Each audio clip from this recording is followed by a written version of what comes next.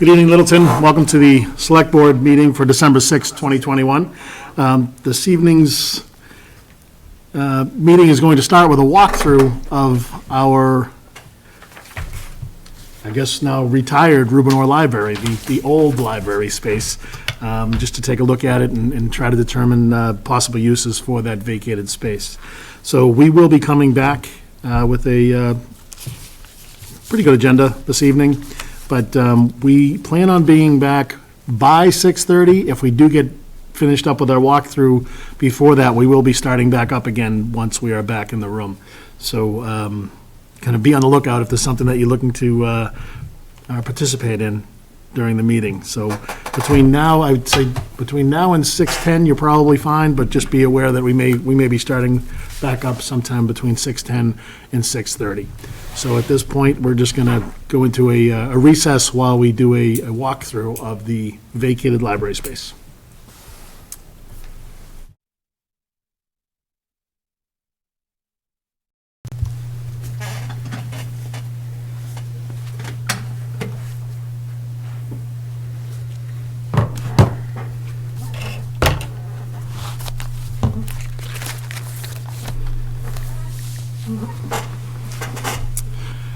Welcome back, Littleton, to the Select Board meeting for December 6, 2021. It is now about 6:16, and we're going to resume our meeting. As I mentioned earlier, we just went on a little bit of a walkabout, a little field trip over to the previously vacated old library space just to see how we might be able to repurpose that and coming up with some ideas on how we might be able to do so. So our agenda tonight is as follows. Next item on our agenda will be, well, let's start by doing a pledge of allegiance. Mr. Clerk, if you would lead us in the pledge. I pledge allegiance to the flag of the United States of America and to the republic for which it stands, one nation, under God, indivisible, with liberty and justice for all. Thank you, Matthew. Okay, next on our agenda, we have organization, and the town administrator will read some mail that we've got. We then will move on to Fy23 budget. So this is a kind of an ongoing process, and it is, in fact, just that, it's a process, and we're always working it, if you will. And so we've got a couple of different items on that, and we'll be visited by Alicia Nunley Benjamin to help us navigate that. Next up will be joint appointment with the Board of Health. So there's a vacancy on the Board of Health, and we've got a few candidates that have expressed interest. So we'll do some interviews, and with the Board of Health, we will do a joint appointment. Next, we'll have an opportunity for public input. And public input, if you would please, for those of you that are in the room, just be recognized by myself, the chair. And if you are going to speak, once you're recognized, please come to the podium and address the board by offering your name, your address, and then we would like to limit any comments to a 2-minute limit. As far as those folks that are out in hybrid land, if you could please raise your hand using the Zoom feature. Mr. Layden will try to stay on top of that and let us know and allow you to come in. Same kind of protocol. Ask that you, all comments come through the chair, you identify yourself by name and address, and limit your comments to 2 minutes. We will then go on to member updates, where we'll have an opportunity for the members to give some updates on what's been going on for the last couple of weeks and whatnot. And then we'll get into board and department updates and requests. We've got some updates from the Elder and Human Services, the Finance Department, LCTV Advisory Committee, and our Conservation Agent. Then we'll have another joint meeting. This joint meeting will be with the Planning Board to discuss an appointment to the MPIC, Master Plan Implementation Committee, as well as some conversation around transfer of development rights with the Planning Board. We've got a number of annual license renewals that will come before us. Our hope is to, if there are no issues, which we didn't, I personally didn't see any with any of the applications, and we've got all the documentation in place, and we'll make that contingent upon making sure that all the documentation is in place. Hopefully we'll be able to address those as a slate, but there are a number of those to approve this evening. Then we will go into town administrator, assistant town administrator updates. And there's a few updates that will happen. Update on the Vax clinic. There's a opportunity for us to discuss the Select Board meeting schedule moving forward, granting of right of entry for Warren Street, and update regarding our interim Human Resources Director. We will then have an opportunity to approve some minutes from past meeting, and hopefully we will adjourn by, ironically, 8:25 PM. I understand there's something going on at 8:25 this evening. So, at that, Mr. Ansaldi, if you've got some, I think you have some mail for us? I do. We have a few things, but before that, I want to take the opportunity to introduce our new assistant to the town administrator, and also introduce her to the community. Absolutely. We'll be having a lot of outreach with Dawn. So, Dawn, come up to the podium. So Dawn comes to us from the town of Tewksbury, where for the last 19 years, short 19 years, right, Dawn? Yes. She worked in the permitting office. Dawn also was responsible at one point for doing the select board minutes, and so she's familiar with the operation of the select board's office. So we're pleased to have Dawn with us. She's jumped right in and has done a great job already in just a couple of short days, a few short days. So I introduce you to Dawn Mcdowell. Welcome, Dawn. Hello. Good You know- evening. The microphone is yours. I just want to say thank you for this opportunity. The last 4 days now have been great. The staff is very welcoming. Like Anthony said, we jumped right in with board packages and getting to know the lay of the land, but I'm very excited for this opportunity, so I thank you. Absolutely, yeah. Any comments, questions for Dawn from any of the board welcome. members? Thank you so much. Mr. Knox? No? I've already got to meet her. Same. Yep. Yeah. It's nice to meet you, Dawn. Nice to meet Welcome you. aboard. Thank you so much. Yeah, and we spoke earlier today, but if ever you need to, bounce something off any one of us, if you don't have them yet, get all of our contact information from one of these guys, and by all means, reach out to us with any questions about anything. If we can't help you, we'll definitely help you find the answers. Thank you so Yeah, much. we're excited to have you, and look forward to a long relationship. Absolutely. Thanks very much. Thank Wish you the you. best. Good luck on the rest of your agenda. Dawn? Just don't be texting us with any score updates. Thank you, Dawn. All right, Mr. Chair, the next item is Nancy Glencross, our IT director, applied for a grant through Maya, and that was for $8,000. And that is she'll use those funds to create or upgrade our security incident response plan, so that's great. The next item, we received a letter from the governor's office that we received a community compact grant. And again, this is something that Nancy also worked on, Nancy Glencross, our IT director. And the funds for this is $56,000. The whole project is $76,000. And that's gonna upgrade our infrastructure for our security. Obviously, that's a big issue nowadays, and Nancy does a really good job in keeping us safe, and we go through these exercises all the time as far as trying to catch us clicking something that we shouldn't.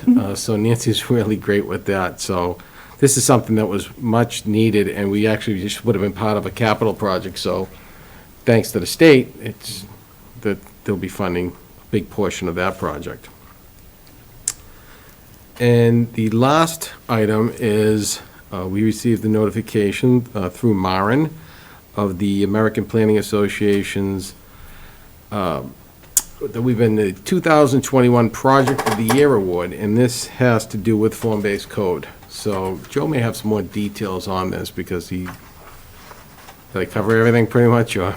Essentially, it's recognition for the work that the town did, not only because the form base was also funded through grant funds, but they recognize the form-based code project as well as the adoption of the village overlay district that implemented form-based code. So it was nice for the community to get recognition, and Marin as well, especially from peer planners.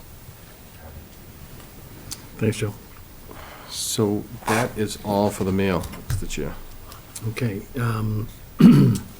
we're a little bit ahead of schedule, and I know that you have don't want to throw Alicia right on the spot, she's just walked in the room. Is there something else that you think we could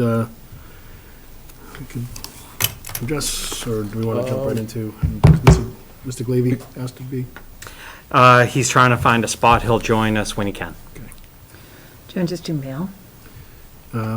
Just did mail. I mean, minutes. Yeah, we can certainly take a look at the minutes. Would that kill? Any questions on that? No, I reviewed them, and I think they're all correct and accurate. Who's that guy? Here's trouble. Face looks familiar. No questions about the minutes? No. Entertain a motion? I move that the Select Board vote to approve the meeting minutes of November 22nd, 2021. Second. Moved and seconded. All those in favor signify by saying It says aye. roll call vote on the packet. Sorry. Is it roll call Paul just for Paul hybrid? just joined us. Oh, okay. So is it roll call just for Paul, or is it roll call for all of us because it's hybrid? It's roll call for all because Yeah, one person is hybrid. Hybrid, okay. Ms. Napoli? Aye. Mr. Norris? Aye. Mr. Glavy? We're voting on the minutes of November 22nd. Chair will be in favor. Okay, all right, Matt, yeah, I'm in favor. Can you hear me now? Yes, we Oh, can. yeah. All right, thank you. I'm parked under an underpass near the airport. I'm expecting somebody to come in and dump a body soon. All right, thank you, Mr. Soprano.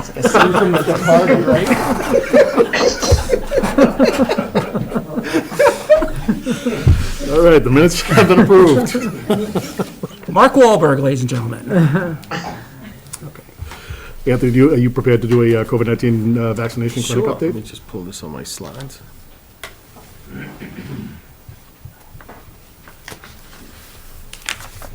Just jumping around a little bit, Paul. Yeah, I appreciate that. Thank you. All right, so the results of the vaccine clinic that we held last Monday evening, it went on from 3 to, the last person was vaccinated at 9 o'clock. And we vaccinated 479 total. There was 2 clinics. There was the Vaccinate RX clinic, and they did 105 vaccines. 103 were pediatric, and 2 were adult boosters. And then the Vax Bus, which did it inside, so it wasn't, the bus only delivered the goods. They did a total of 374 total vaccines, of which 223 were pediatric and 151 were adult boosters. So those are great numbers for those 2 clinics, and we're gearing up for our next Vaccinate RX clinic on December 20th. And then we also had our meeting today with Jim Gareffi, and it looks like we're going to try to do a booster clinic here in town. We'll probably use the multi-purpose room for that, and we're just waiting on a date. It might be December 17th, or it could be December 22nd, so more to come with that. Good deal. Maybe we could, That's great. those are great numbers.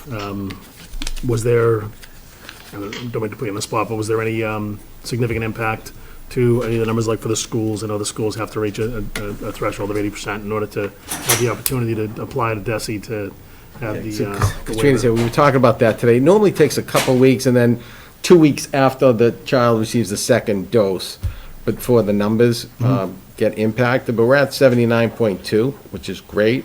So I would expect us to, in a couple weeks, to jump over that 80% town-wide, which is fantastic.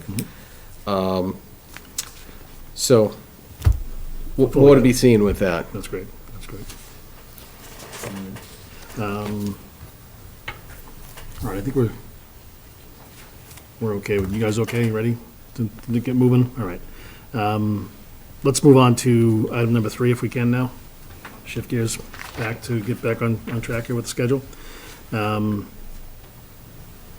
So, well, do we have other department heads that might be coming that they're not acknowledging? Give them the 5 minutes, or? I think we have everybody. Liz, there's certain people, Liz couldn't make it. She's Okay. quarantined, and there's Okay. others. Yep. So, yes. All right, great. So, I'll let you kind of take the lead, Anthony, if you would, on the meeting with the department heads to discuss the FY23. Sure, so this was discussed at the last board meeting. It's really to make sure, and Selectman Glavy brought up the point last, it's to make sure that the department head's goals are in line with what the select board's goals are. So it's an opportunity for that discussion with them to maybe hear some of what their goals may be and what your goals may be, and seeing where they align and whether they may need to be shifted. Okay. All right. So, Chairman? Can I- absolutely, go ahead, Paul. Yeah, thank you, and I appreciate the opportunity to just talk on this. Anthony, and I appreciate your effort putting this together. You know, when we discussed the bigger picture of the budget process and the board's role in it, you know, at one of our more recent meetings, I think we were all, you know, aware that a lot of the individual department budgets had already been in process and had been, you know, far along in the path, and that's fine. That's where we are. We had a very busy fall. We've had a lot of reasons that we got off course from our intended schedule. So you know, I'm not trying to recreate the wheel here, and I'm trying to be practical while also trying to achieve some of those the ends we're looking to meet that. So, you know, in 25 minutes tonight, none of us individually are going to be able to get into an in-depth conversation with all of these departments, and yet those conversations are important. Likewise, none of those departments is going to have much of a platform to make a presentation to the board members of what you know, they think is important about what's going on in the department now, how it projects for the future, and how that reflects in the budget request process. So that being said, I'm not going to try to use tonight's a lot of time on this subject matter to pinpoint any of those departments on specifics, and rather I'd just like to deliver a message for my own part, and you know, and trust other members to do whatever else they see fit. What I intend to do is just try to connect with everybody individually. I think those individual, and by that I mean departments, whether it's a board chair or a department head, kind of varies from case to case, just to get a sense of where you're at, because I think it's important for us to be up to date where you're at. I think it's important for all of you to have the opportunity to speak to your elected officials, so that you know, we know where you're coming from. So that's kind of how I want to handle it personally, and I defer to the board as to how we go forward the rest of it. Thank you, Paul. I'll jump in here if give me the opportunity here. I think that's important. I know that with FinCom, it's very much part of their process to assign different members kind of responsibility or liaison to different departments. And for us as a select board, I think it is important for us to have a relationship with each of the department heads and to have some of those conversations. As you mentioned, Paul, due to a number of factors, personal or otherwise, and some changes in personnel and whatnot, we did kind of get a little bit away from some past practices, and I think that it is probably good to at least try to reconnect with department heads from our standpoint, not necessarily with us assigning, you know, Cindy will reach out to Elder and Human Services, I'll reach out to DPW, Matthew reach out to this department, police, fire, and so forth. But I think that for each of us that may have questions and do want to reach out to those department heads, I think it is probably a good idea for us to do so, and to maybe bring down some of those walls that may, perceived or otherwise, between the select board, the elected officials, and the folks that are, you know, carrying the water on a daily basis, and the folks that we trust to do the job daily. So I appreciate you bringing that up, and I do think it is probably a good practice and probably something we should try to integrate a little more structured next year, but I think there is some opportunity for us to do this now, and just to, all of us have that better understanding and make sure that our objectives and our goals are aligned with what the goals and objectives of the departments are, and vice versa. So thanks again, Paul, for bringing that up, and I think that it's a good suggestion. Any other No, I agree 100%. No, I think the chair and the vice chairs have spoken very well on this. Okay.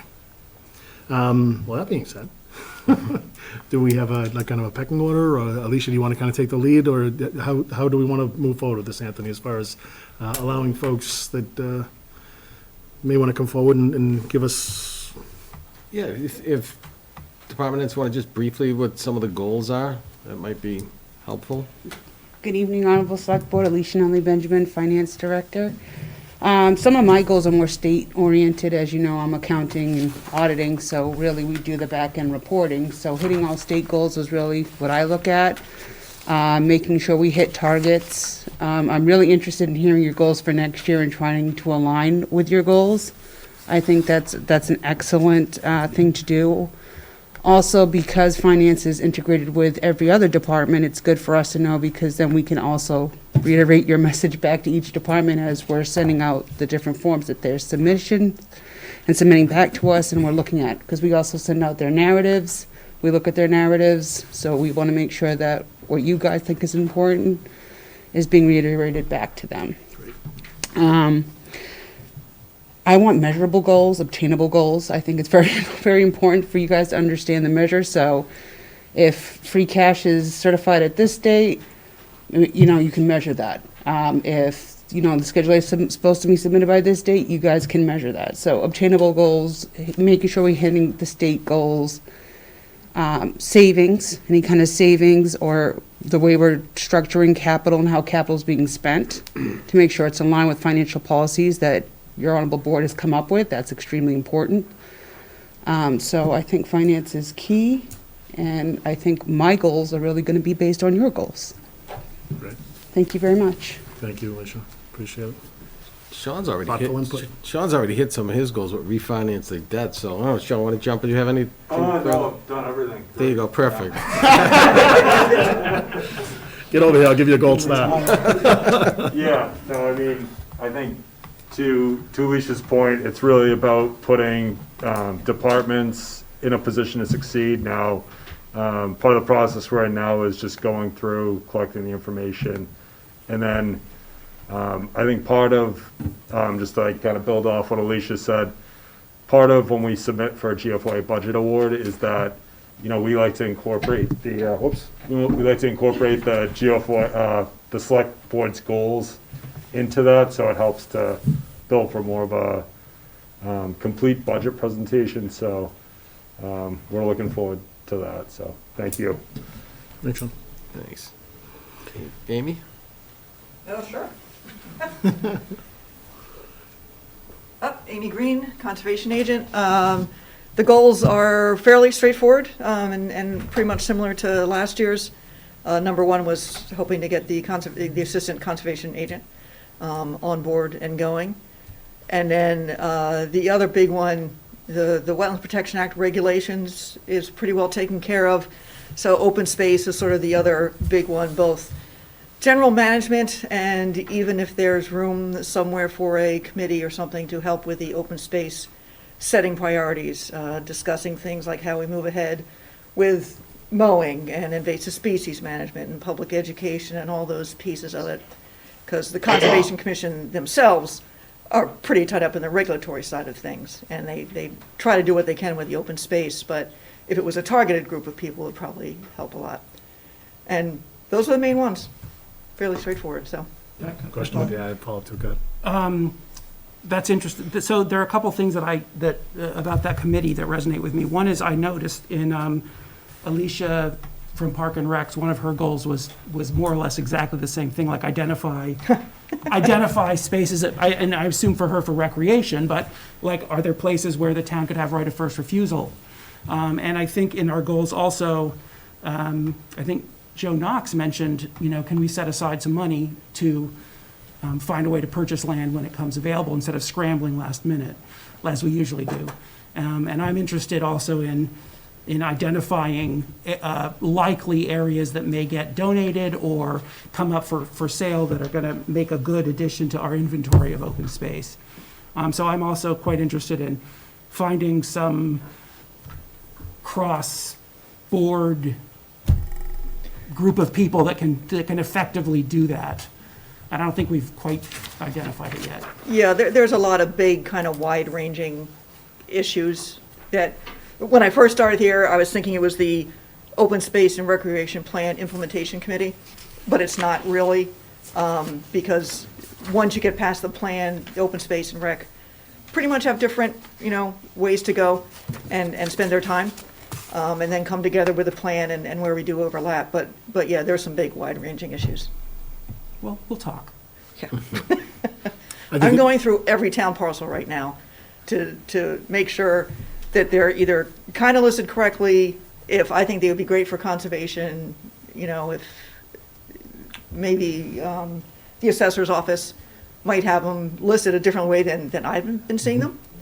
So just trying to get through that to come down with, the big number at the bottom of open space. Cool. And if I may add, we did identify that we are coming up on the time to renew our open space and recreation plan, which then helps with identifying those goals and priority sites to then facilitate, I think, what you were both referring to. So we did identify that as something for FY23. Oh, good. I think we all have, as collectively as a board, I think we've all, each year, we've each stated, we should know what land is available, and we've, kind of anecdotally talked about, we could do this, we could do that, and talked about, setting up different funds and things like that. Anthony and I discussed earlier today, as a matter of fact, about, if we do have, capital stabilization fund, if an opportunity does, come available, those are monies that could be used as well. So I think it is responsible, Alicia mentioned policy, and I think it is important for us to be responsible with those funds and savings and earmarking dollars to be able to be used down the road, not necessarily just for the here and now, but also to put monies aside so that when an opportunity does become available, whether it be a building or open space or what have you, that we do have that available to us, and we have resources without having to borrow and make Sean's life miserable. And if we have some inventory or ideas of what's on the horizon, 100%. we can make a much more informed decision about, are we going to spend this money now, or do we need to save it for later? Because that's something that we wrestle with every single time something comes up. Yeah, I think. And that's the hope of what you'll hear shortly is the first run at the capital plan, because we extended that out to a 10-year plan and hoping to bring to light some of those issues that might be coming down the road that'll impact the decision-making for the board in the future. And it is hard not to be reactive to a property suddenly coming up. And I believe that it also helps in negotiating with the property owner that it may take 6 or 9 months if we have to chase a grant or something, but if they know that the town also has a kitty to help, then they might feel a little better about waiting for something to happen. Because we have sort of 3 pots of money. We have CPC, we have the Oak Hill Fund, and I'm not sure where the Newtown Hill Fund status is right now. But we have those 3 to hit on, as well as capital. I think the Conservation Trust has long-standing relationships with a lot of landowners in Yes. town who are likely to donate, and they would be an invaluable asset as well in this process. Yeah, because they have a long history with a Yes. lot of these property owners, which is Yep. just invaluable. Yep. Yeah. Okay. Thank you. Thanks, Amy. Thanks, Amy. Kathy Miller?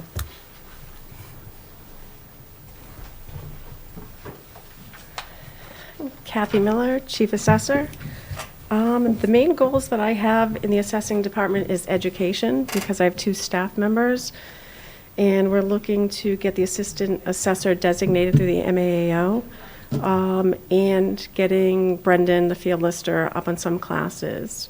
Also, I'm coming up on my recertification. The second thing would be looking into software, because COVID has impacted how we get out in the field and doing our measure and listing. And I know Alicia had mentioned that there's some software packages out there that are done through Aerial, and you're able to get some measurements off.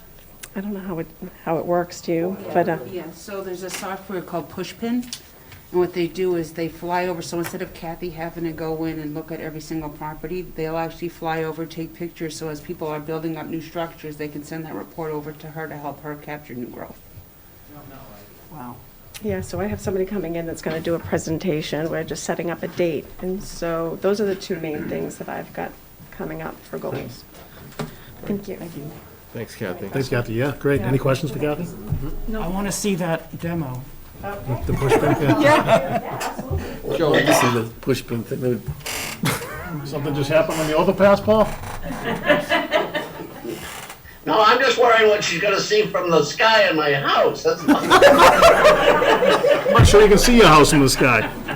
Joe, will we call up the next, we get, pool Liz that he didn't- had something, that I didn't anybody know that about. submitted something in writing that you can go through after everybody's done, all right? Thank you. Ed Mulling.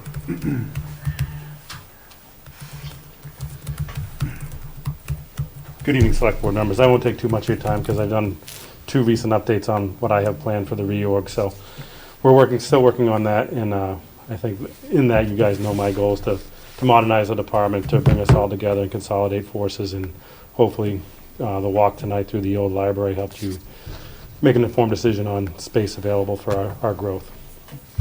Outside of that, I'll defer my time. Thank you, Mr. Mullen. Any questions? Thank you. Michelle. Paul, I should have let you borrow one of my scally caps. He looks like something out of a movie, doesn't he? Right? Terrifying. Are you wearing a pinky ring? Sorry, Michelle. No, don't be sorry. Don't be sorry. Good evening, everyone. Thank you. I won't take too much time, but this is the first year, as you know, that you created the position for an HR director. So before it was the HR administrator / treasurer, and then you moved to an HR manager, and now the HR director. So just a couple of the goals that are on the radar screen. I am working with the finance director and the treasurer, as well as the schools, to kind of determine the difference between, HR duties, finance duties. The school doesn't have an HR department right now, so we're just distinguishing what everyone should be working on, what tasks they should be doing, because as we know, there is a lot. And then just a, overall goal is to review and analyze all the systems and processes that we do have, because we would like to streamline them and make them more efficient. We do have a lot of technology that we pay for, but it's very underutilized. For example, we pay for Munis. We do have the HR module. There's a lot of functions under that module that could help us move forward and track items as simple as databases. There's a lot of stuff in there that we could use to make everything faster. Thank you. Thank you. Thanks, Michelle. Any questions from Michelle? Thank you. Tim Mikowski's here representing Park Rec and Community Education. Alicia couldn't be here this evening. Good evening, members of the board. Tim Mahowski, Assistant Director of Park and Recreation. Thank you for having us tonight. So our goals for the coming year are to, main one is going to be to convert the department from a enterprise fund to a blended general fund, revolving fund financial system. So this action item has been requested as part of the annual town report from year to year. So we're working closely with Alicia and her team to make this finally happen. That's the annual audit report, but Sorry. that's okay. The next one would be to work with the Board of Selectmen, the town administrator, to develop a 10-year strategic plan for the PRCE department, which would help address space needs, park facility improvements, the creation of new playing fields, parks and playgrounds, including ADA and AAB accessibility issues and implementations that we need to do around town. Hopefully this would be driven by 2 things. First of all, we've already spoken about it, which is the open space and recreation plan that we will be going back out to do. And then the other piece was the completion of a statistically valid survey for the town of Littleton. That would be something that we've earmarked money for, to have a company come in. A lot of recreation departments, a lot of towns do these. It's a independent study that goes out. It's completely random, and the report gives us back information for any information that we're seeking out, from building needs to parks to whatever it might be. So that's something that we'd like to put forth, and it's something that a lot of park and recs and towns throughout the country do. After that, we would like to develop a financial strategy to support the funding mechanisms for these strategically planned products, research and apply for grants to lessen the financial burden on the town, and additionally to build a department reserve fund to financially support possible project completions that can't be funded through capital.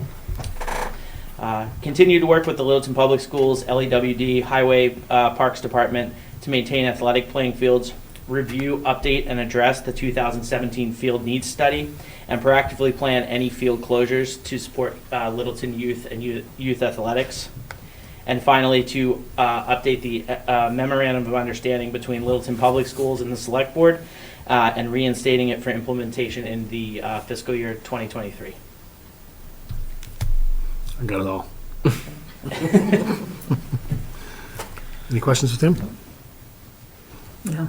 Thanks. Thank you for your time. Thanks, Tim. Thank Alicia as well. Interim Chief Tom Clancy. Interim Fire Chief Tom Clancy. Good evening, everyone. Hey, Tom. Tom Clancy, Interim Fire Chief. Goals going into next year. We're looking, I kind of set it up for building a foundation for the future. You know, the zoning change at town meeting, along with sewer, is going to change. Obviously, it's going to create a lot of growth in the downtown area.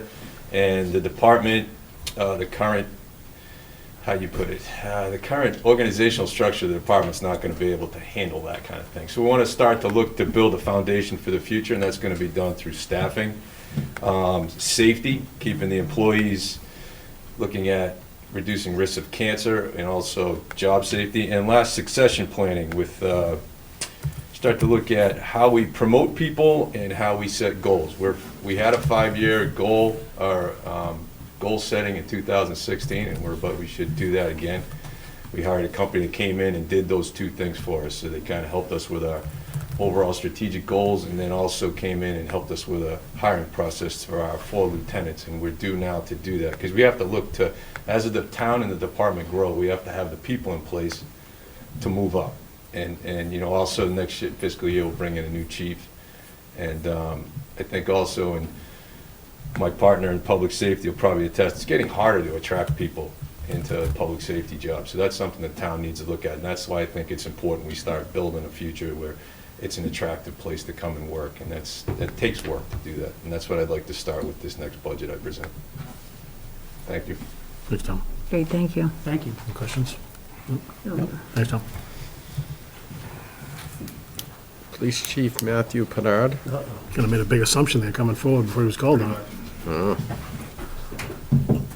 Good evening, Select Board. Matthew Bernard, your Chief of Police. How are you? I really can't talk with this mask on, so I'll step back and make sure I talk. The goals for the police department going forward, the communication center, it's quite obvious. With police reform, I know that you have all seen the changes within our department. We are actually losing 4, 5 possibly reserve police officers. Now, the case he made that reserve police officers don't really work the road or work patrol. That's true. But what they do is implement the traffic control for us, the different town functions that we have where traffic is shut down. They help us and assist us with the full-time employees. So the only way to make up for that is to add full-time employees. I've been before you the last 3 years saying we need to increase our level of staffing. We need to increase our level of staffing. It's a safety issue. It's been going on for the last 3 years, and it's going to be a broken record. Our goal going forward is to have at least 5 more officers in the next 5 years. That's pretty much it for the police department. As far as capital goes, we're going to be looking at a typical 2 cruisers per year, as we always do. And this year, we're going to be looking at starting the retirement of Vojak. We need to replace Vojak. We received Vojak on a Stanton grant, which I tried applying for, but unfortunately to go forward with the Stanton grant for another dog, we have to train another handler and buy another cruiser. So we essentially have 2 dogs at once. That doesn't work out economically for us, and it's really not financially sound. We have the cruiser, we have the dog, all we need is a divider. We can buy a trained dog at this point in time. We don't need to spend the money on our handler. We already have the handle in place, and he just add a second dog. So when Vojak can no longer do patrol, he'll still be able to do drugs, sniffing at drugs and whatnot. But as far as tracking and maintaining, he won't be able to do that much longer. So that way we'll have a second dog at that point in time. So, any questions, comments, concerns? Never thought about dog retirement. I'm gonna miss Vojak, I guess. No, he'll still be around. I know, but he's and we've got some serious life out of him. I'm not saying that in that Yeah. term, but he. It's a lot of tread. I'll definitely bring us statistics for this when we come to Super Saturday, so you guys can see all of that as well. How old is he? 9. Wow. He's 8 now, he'll be 9 Wow. next year. So. That's older than I thought. Are we concerned about the, Handler? yeah. That's a different concern. Different concern. No, not at all. Actually, Officer Casey is the one who pitched this to me. And then when I thought we could get the Stanton grant, because we're looking at a likely sum of money, but Rich McLaughlin, retired chief out of Belmont, is in charge of the Stanton grant. He came out and sat with us for about a few hours one afternoon and explained everything to us. He was all excited about it, and then we found out, no, we can't do that. Okay. So, Appreciate the level of detail you went into. All right. any questions? Any questions? Nope. Great. Thank you very much for having me tonight. Thank you. Chief. Any questions from under the bridge? No. No, you're good. Sam Alvarez, our library director, I think he just needs an addition to the new library, right, Sam? We need another library, sorry. All right, no. So Sam Alvarez, library director. So as you guys know, we do have a brand new, beautiful library. What? Yeah. And Snuck it by. we've seen a flood of new people coming in. It's been great. A lot of new families, a lot of new people, a lot of teens coming in. Sounds weird, but disabled people. We never had a lot of people in wheelchairs. I've seen more people in wheelchairs in the last couple of weeks than I have in the entire time I've worked here, which is great. They have the library now they can use. So moving forward, our goal is to just increase services, increase what we're able to offer all these new people that are now using the library.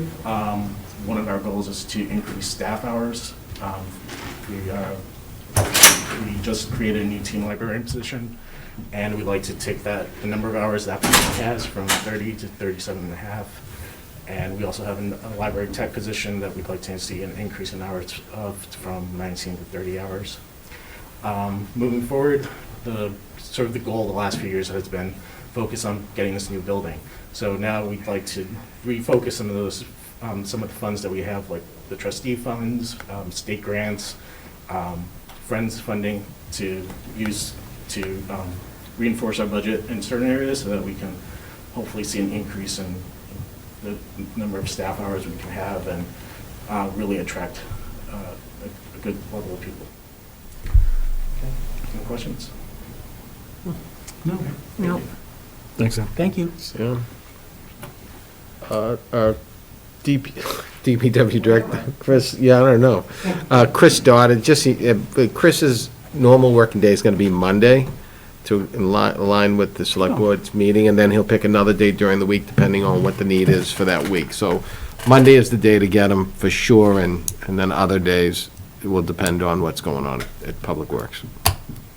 Yeah, so I don't know what the goals will be for the new DPW director, but you get mine for now, I guess. So,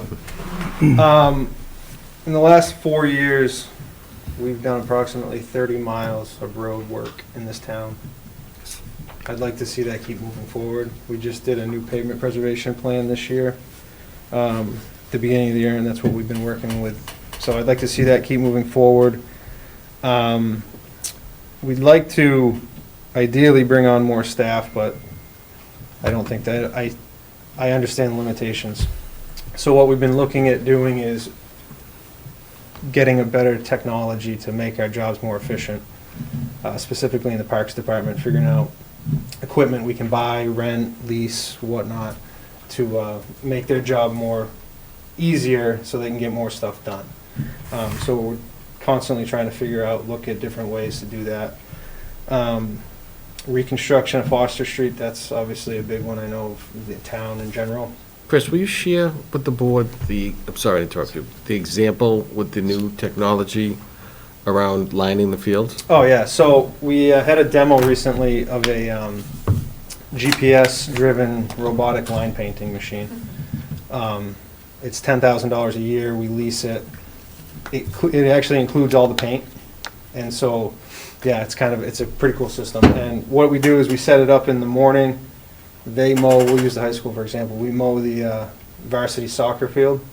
Then they can set up the GPS, it'll paint that. As he mows, it'll follow him down the field and line paint for him. It's like a Roomba with paint. Yeah. Yeah. Yeah, it's fantastic. And it does it in half the time and it uses half the paint. So what we've been able to do is now instead of taking 3 guys to take all day to line all the fields at the high school, It's one guy, he can mow and get the lines done That's in pretty cool. 3 or 4 hours. So, we've, Impressive. yeah, it's a pretty neat system. Like I said, we demoed it, and it's awesome. And it's a 1-year lease, so if we decide not to want to do it the next year, we just don't renew Go back to the lease. old way with the stakes and. Yeah, yeah. Yeah, That- so That's just what- more labor intensive. We have. Yeah, it's just like you said, major, this yeah, it's manpower, majorly yeah. labor intensive, so. I think it's just different things like that we're trying to figure out, just obviously because bringing on staff is expensive and, Mhm. you know, we understand that, so we're trying to figure out ways around that. So, That's great. So continue obviously doing that. Foster Street's a big one. We want to get Foster Street reconstructed. And then keep moving Foster Street. It's on the tip for 2024. Foster Street Phase 2 from Tohattle onto Harwood Ave would be the next section. And then the third section in between, obviously try to get design funding. Well, the state won't pick it up, so the town will have to fund the design portion of that and construction, but at least get that process started. Other than that, I mean, I don't have any major stuff. Sidewalks, obviously, we want to keep moving that. Oh, that was another one. We do have a proposal that we're gonna present to you guys, would be for reevaluating the sidewalks, similar to what we do with pavement, with the roads. Have them look at all the sidewalks, rate them, and put kind of a game plan for reconstruction, new ones, things like that, so. We're working on Green, putting that proposal together for the town, so. I have a question, Mr. Chair. Please. If I may, for Mr. Stoddard. So with respect to staffing, Chris, I understand that, that there's, budget restraints and whatnot that can limit or prohibit increased staffing for your department. But personally, I'd still like to see what that need is, even if it's something that we can't meet this budget, just to have it on our radar. And I appreciate, the work to find other ways to make workloads and jobs easier. But I think it's important that we have that. Yeah, we can put something together. Yeah, And basically on our it's radar. One for each, parks and highway. If we could get 2, that would be ideal. 1 would obviously be beneficial. What we do is we usually bounce, so if in the summer somebody's on vacation, we bounce from one department to the other to offset it. But, yeah, we can put an actual, kind of a proposal of what we would need. Yeah, I think it's just something important that we're aware of. Do you agree? Or? Yeah, absolutely, yeah. It's Yeah. From a planning perspective and Right. budgeting perspective, Yep, absolutely. that'd be great. Great. Thank you. You're welcome. Chris, hang on one second. Yep. Tim, do you have a question relative to? I just wanted to add to Selectman Napoli's comment. As part of the 2017 study that I had mentioned for the field needs, there was staffing levels for the Parks Department included in that survey and report. Okay. Which we don't necessarily meet currently. Correct. Okay, thank you. Thanks, Chris. Good. Appreciate it. Thank you. Thanks, Chris. Mark? Quarry, Deputy Director of LCTV. As he said, good evening. It's, so our goals, I think, are more in line with, it's good to hear all the other departments tonight because LCTV likes to support other departments in town to help them achieve their goals. So we do that through promotion, through entertainment sometimes, and also through, just publicizing events for people and covering events. So we like to think that our town meetings are so short and well organized because everyone's well informed. They've watched all the meetings in advance. There's not a lot of debate on the floor because everything's been covered and they can go back and they can watch the meetings and do all that stuff. So our goals, we always pay attention to what the select board's goals are because we want to, again, just help out any way we can to whatever we can do to help your goals.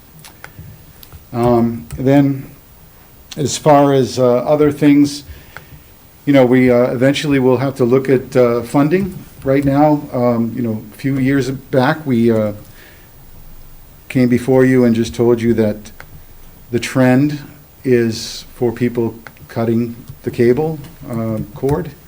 and that's how we get our funding. So if that trend were to continue, you know, our funding would eventually dry up. So we would hope that the town would see us as a valuable asset and perhaps take us on in their budgeting process. But right now, thankfully, we have not seen that dip. Other communities are dealing with it, but we're not dealing with that here in Littleton, so that's good news. So it's not on the immediate radar. I would say it's probably 5 years out, but since hybrid seems to be the word everyone's using these days, perhaps a hybrid situation would be good to start to implement, where maybe the town could pick up a portion of some of the expenses that we pay for totally out of our own budget. We pay for salaries, equipment, benefits. The cost to the town has been zero. So that's pretty much it for our goals. And the immediate goal of trying to get the Verizon license signed is also on our radar. Do you want to share that story you were telling me too about the town meeting prep show? Oh, yes, sure. Every year we do a town meeting preview show where Tim Goddard and whoever's the town administrator would sit and do a review of the articles that are going to be on the warrant. And typically we get about 40 views for that type of program. This year, Anthony had suggested we do a little bit different format, where we wasn't just the two talking heads. We brought in the department heads, different ones, to present about the different articles that were related to them. And anyway, long story short, it pulled in 450 views. Wow. Which is more than we had at town meeting, so I don't know how you figure that out, but anyway, it's good. It's that's encouraging, but it told us a couple of things. Anthony obviously is the draw that everybody wants to see. That would be one. And the second would be that you know, when we promote our shows through the town sites and through the various social media, we can really reach quite a wide audience. So. Yeah, so that was a good story and a good learning experience. Just the ability for LCTV to adapt to that change, for that, the way that we did it, it's seamless, and it's really not seamless. A lot of work goes behind the scene with LCTV to make those programs like that happen, so that's just the value that the town gets from LCTV. Yeah, I think, echo what you say there, but also, Mark, you made a comment about LCTV is always there to support others in pursuit of reaching their goals, and that's always the case. I mean, whether it be supporting the schools, the athletic events, the productions, you know, the drama productions, and so forth and so on. You guys are there for everything, as well as supporting any of our initiatives and trying to get the word out, whether it be for the light and water department or for the seniors, or you guys are always there in support and collaboration with all of us, and it's very much appreciated. Thank you. Thank you. Good leadership. Thank you. Mark. Thanks, Mark. Thank you. Tom, you good? Who's Tom? Good evening, Select Board, TC Bailey, Cemetery Superintendent. As always, the goal for the Cemetery Department is to create a comfortable and aesthetically pleasing place where people can inter and come and mourn their loved ones. What we've done recently is developed another 50,000 square feet of what will become grave spaces when we get it all laid out and a plan drawn, which will buy us a significant amount of time that we can then plan for whatever the phases might be next for continuing to add more grave spaces. For capital, we've got not too much. You know, we would love a new mower trailer. The building isn't in bad shape, but a plan should be put together for the next 5 years of some maintenance that will come up. And the truck is a 2012. It's got low mileage. It doesn't travel a lot of distance, but it has been worked a lot, so it's starting to show some wear and tear like that. And also, for a 5-year outlook, we'd love to have another staff member. So we could hopefully at least keep maintaining things the way they are and hopefully achieve another level of detail. And that's about where we're at, and that's all I've got. STC. Thanks for your time. Questions? Thank you. And then for those that couldn't be here, Mr. Chair, Joe can briefly go outline some of their goals. Right, so for the EHS department, some of their goals were, of course, moving the building project forward. Oh, I'm sorry, you know what, Liz is here, so. Hi. Go ahead, Liz. Sorry, everyone. I have an unstable internet connection here, so my apologies. Are you under a bridge? Let me know if you... So you can hear me okay? Yes. Okay, thank you. Liz Trudiak, Director of Elder Human Services, have a few main goals for the upcoming year. Obviously, the first goal that is at the forefront of our minds is moving the EHS COA building forward and towards completion. That includes, the planning and implementing of the townwide information sessions with LLB, and really getting out there to support the rationale for upgrading the space that we have, promoting what benefits our department provides to the community as a whole, really talking about what a modern day senior center provides for Littleton, talking about the senior issues, really getting out there and letting people know about what it is that the senior center / EHS building can do for everyone.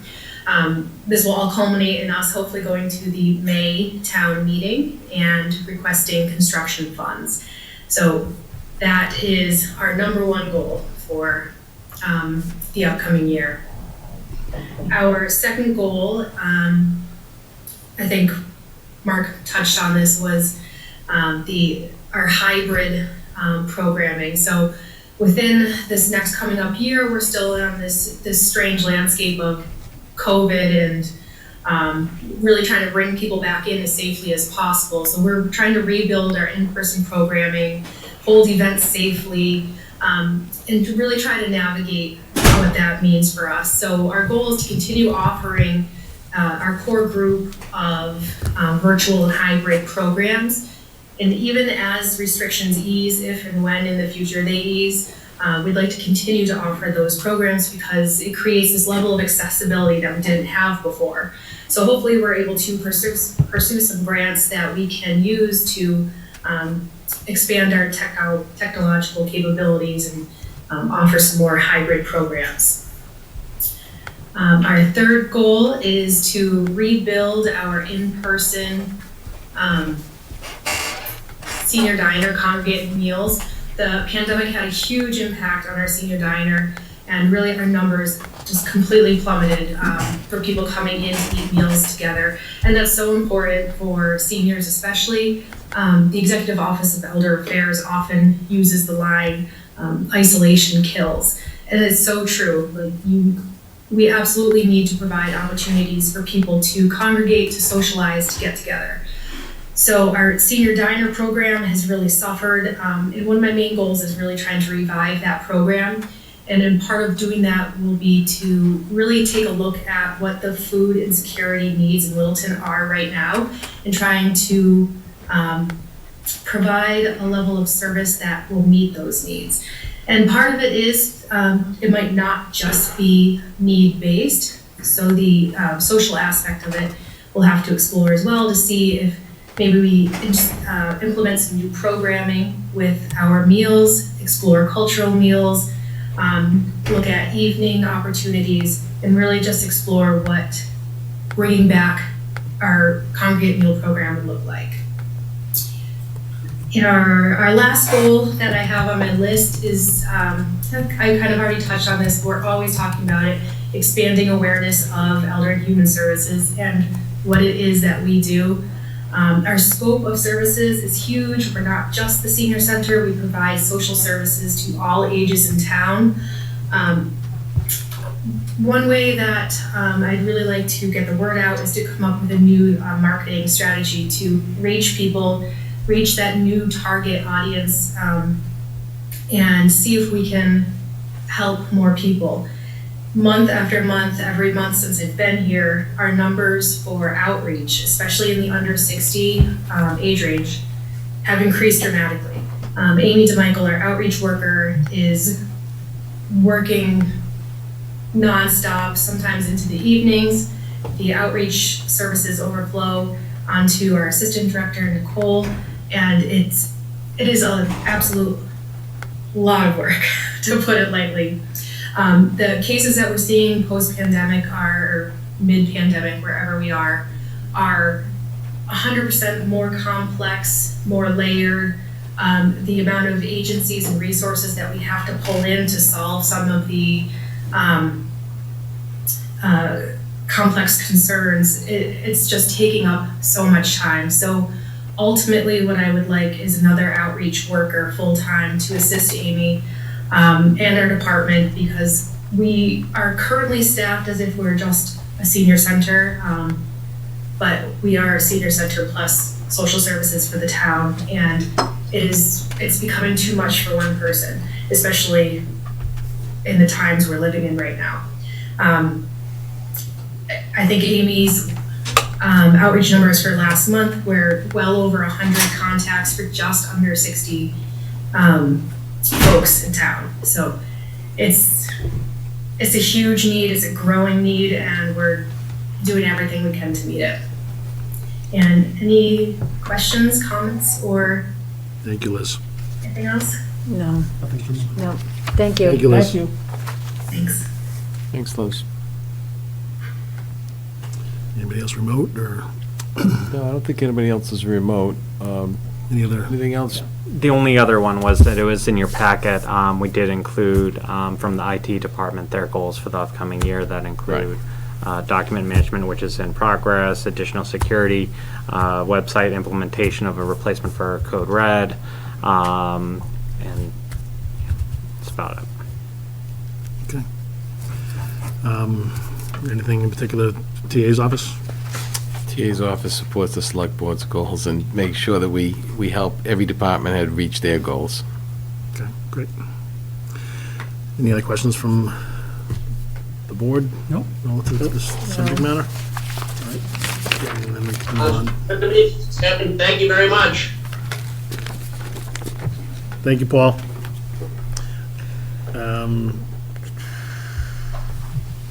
As far as the plan for capital requests, is that something we want to jump into right now, or?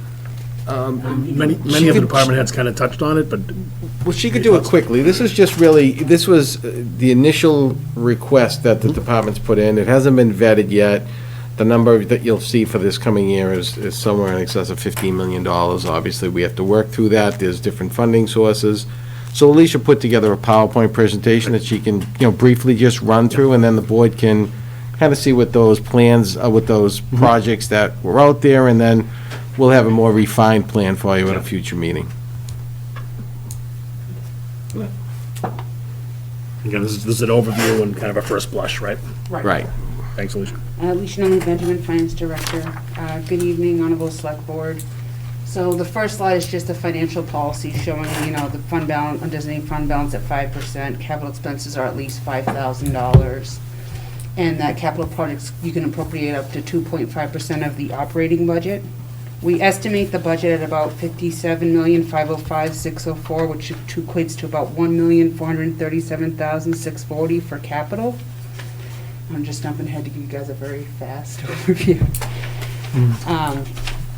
We did put together a long-term forecast with debt and cash capital items, but I wanted to jump ahead to some of the requests that we received. We have not vetted, as Anthony said, all the requests. And some of these slides, I'm sorry to jump in, Alicia, but Right. some of these slides you've seen in other presentations in the financial forecast, so that's why she's just skipping through them. Yeah, I just wanted to keep it uniform, so some of the revenues and expenses you could see align with exactly the numbers that we gave you earlier. So, building department asked for $50,000 in free cash, a grant of $87,400. Cemetery has a general fund operations of $25,000, general fund operations with CPC funding at $80,000. And their capital requests, as far as funding is concerned, we gave them each a listing, so when you see the actual capital plan that's gonna come forward to you, it has pictures of the different equipment that they want changed out, or as TC had brought up, like his maintenance for his building, you'll see the pictures of the building and some of the maintenance that they want to have done. As the police chief outlined, the 2 vehicles that he wants to have replaced. For the fire chief, the ambulance he's gonna wanna have replaced. For what I gave you is kind of more of each year, how much the dollar value was per year. So in fiscal year 23, about 15.6 million, 24, 38.2 million, 25, 31.7 million, 26, 1.2 million, 27, 1.8 million, 28, 2.6 million, 29, 1.3 million, 30, 759,000, 31, 1.4 million, and 32, 1.2. Now, just quickly, the 24 and 25, those big $38 million numbers, one is for a PRCE building that they wanted for Park and Rec with a pool to generate revenue. Another one is for the school building for the schools. And we will have a much more in-depth presentation for you with photos and explanation. I just wanted a quick overview. No, this is great. This gives us an idea of what's kind of on the horizon. Not necessarily something that would 100% focused on and going towards, but it's so that we have a wish list and we have an idea of what departments are looking for. And I would even like to be discussed earlier, that $30 million for a school building is probably lighter than we anticipated is going to be in a few years. But you have to put some sort of a placeholder in there and try to work with it. Absolutely. I appreciate you putting in some of the numbers that are coming off as well. That gives us a good picture of, you know, the moving shells. Exactly. And we'll be vetting those more in detail in the near future. Thanks, Alicia. Right. Thank you very much. Thank you. Appreciate all the effort from all the department heads and from everybody involved, the finance department, the town administrator's office, all the boards and commissions and committees, everybody that's, you know, been working hard to bring these things before us, and it just makes our lives a little bit easier. And I think that we just need to focus on learning from this process and just always, continuously improving it. So. In the FY23 budget will be on every agenda going forward, so we'll be continuously updating the board with where we stand in the process. So obviously, the goal is to get the budget books out by the end of the calendar year, and then we'll have a discussion later with the select board schedule about how you want to go about funding, how we want to do a meeting, a Super Saturday, or what have you. I think it's appropriate to do it right now, just to discuss that, and I'd like to throw it out to the board members. I think that if we are able to get those budget books by the end of the year, I would say September 8th, the first. January. Right. I think we should have started on September 8th. Right, we're a little behind, yes. January 8th, I think, would be a good date for us to do the Super Saturday. I think it would be a good exercise for us to get back to the Super Saturday. Gives all the department heads an opportunity to come before us and FinCom and have discussions. And if there's a department that doesn't need to be before us, then that's a conversation we can have. But I'd throw that date out there as a date that I'd like to propose for us to do Super Saturday. In principle, that sounds fine, yeah. Is there a meeting with FinCom tomorrow night? Yes. Okay. Yeah, it's not, that's something we should discuss with FinCom Absolutely. collectively. I want to try to get like a consensus of our board. Yeah, just to have that date on someone's calendar, whether it's in pencil or Right. pen, is not necessarily important right now, but I'd like to try to at least put that date out there. Yeah, January. January the 8th. Okay. Mr. Chairman, just a brief comment. Excellent presentation of the data, Alicia, Anthony, whoever was involved in that. Thank you very much. One thing I wouldn't mind seeing some expanded detail on in future versions on the expenses chart. I see that I find those projections very helpful, but I wonder whether you have those broken down by more detail under the town operating budgets, or is it just a bottom line projection you have at this point? No, Selectman Wade, you'll have a detailed, you'll have that level of detail that I think you're used to seeing in prior We years. can dive down into it, correct? Yes. Yeah, it's gonna be the ability for us to dive down into that presentation, Paul, with those details in there.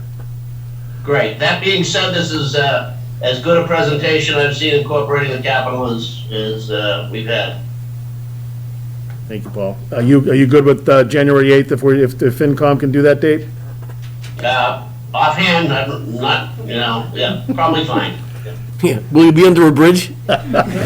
We can have it under a bridge. I don't know where the hell I am right now. That's not necessarily a good thing. Okay, good. So maybe, At least you could talk to. Alicia, if you can talk to FinCom tomorrow and just float that date. Yes. And then we can try to secure that. If it's good with them, it sounds like it's sounds pretty good to us at this point, so let's try to shoot for that. Yeah, are we missing a step in between now and January 8th? We missed a lot of steps. No, I know, I'm We'd just like trying to put that on think our as calendar far to as, have that summit. yeah. Yeah, I'm just looking at the budget calendar, because usually we do that meeting Super Saturday in February, but it doesn't, I mean, and I'm not disagreeing with you at all, I just want to make sure that we're going to be ready by January 8th to have that. I have it on Super good authority. Saturday. It's usually been in January. No, it's normally, it's actually January. done in December in the past. And February is actually a little late because the warrant closes and we may have that extra work. So I Oh. think that the date was proposed there was probably too late on there. Okay, yeah, I'm just looking at what was I did, before I us. left one a couple years ago to go to my nephew's wedding, and that was in December. Okay, yeah, no, I'm just looking at what's in the packet, Yeah. but that's fine. Yeah, we realized that. When we started doing it, we did indeed start early, but once we did one later, I don't think we found there was any real negative side to it, unless something. Yeah. Especially if individual board members want to connect with departments on their own, maybe an extra week or two. Isn't it you settle on? Yeah. I mean, I'm fine with the 8th, I just want to make sure that we're ready by the 8th, that's all. Let's see what FinCom comes back with. Alicia, as far as you're concerned, you could be ready for the 8th? Yes, we can be ready for the 8th. We're going to shoot to have everything done so that you have the budget book by the end of December with the capital plan as an appendix in the back with all the detail that you've requested. So right now, I was just talking to Sean, we're just being we're going to be extra conservative with the insurance numbers. Those come out a little later. But on average, I know that insurance usually runs around 8 to 9%. So we'll just be extra conservative with our insurance figures. But other than that, we will be confident we'll be ready for you. Okay.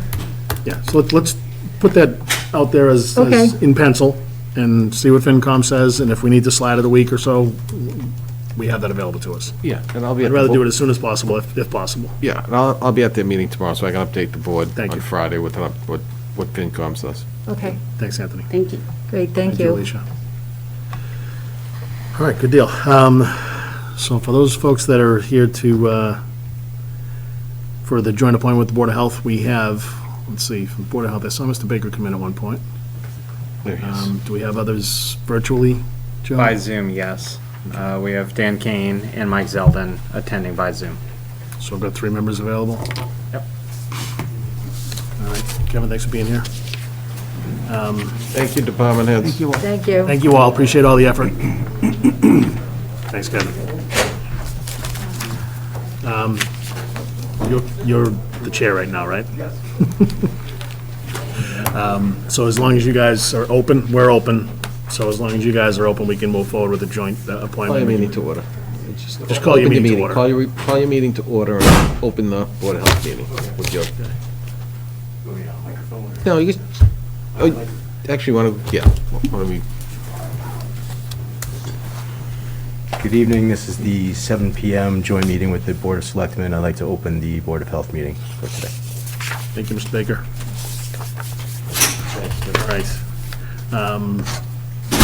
So this is an appointment to your board. If you want to stay up there, Kevin, I don't know if you want to kind of drive the bus as far as the appointment is concerned. It's not a power struggle. We need to make sure that we have, it's up to you if you want to present the candidates, introduce the candidates, and. Are they in order of? they're in alphabetical order, so we have three three members of the community that applied for the Board of Health, just to kind of fill this up. And the appointment is done by the Select Board with the remaining members of the Board of Health present to do that vote. So I believe all three applicants are here and could answer any questions that both boards may have. So first, we'd like to call up Mr. Magdalene.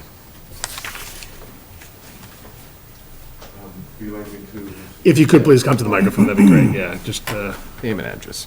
Pardon? Name and address. Good evening. Yeah, just so your name, your address, and then a brief summary. Kevin, correct me if you want anything different, but just a brief summary of, why you're applying, why you'd be the right candidate for our Board of Health. Sure. My name is William Magdalene. I live at 15 Neshoba Road in Littleton. I'm a physician and I'm in private practice for over 20 years. Although my experience, professional experience, isn't necessarily related to public health, I do have the infrastructure and the training for epidemiology and personal health and so on. And I thought that during these times where health is such an issue, besides the other responsibilities for the board, it would be appropriate for me to volunteer my expertise in that field. I do have, some understanding of the pandemic that's going on, and I'm hoping that I can contribute to the board. Anything else you'd like to hear about? Yeah, I'd like to just have you guys, if you guys have any questions of the candidates, let's do that first, and then if we have any follow-ups, is that okay with my board, our board? That's fine. My board. Good evening. What would you consider the major role of the Board of Health? So it has multiple duties, I think septic systems and sewage and things are some of the responsibilities of that. Also, guidance for the community in terms of healthcare and infectious disease is another aspect.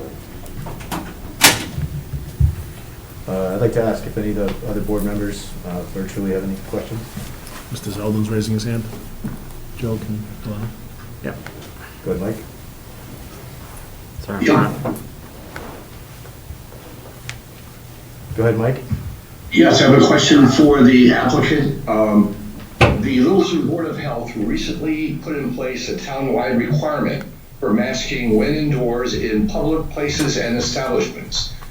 Do you support such a, quote, mandate, given the data concerning community spread of SARS-CoV-2 virus or COVID-19 disease and recommendations by the CDC?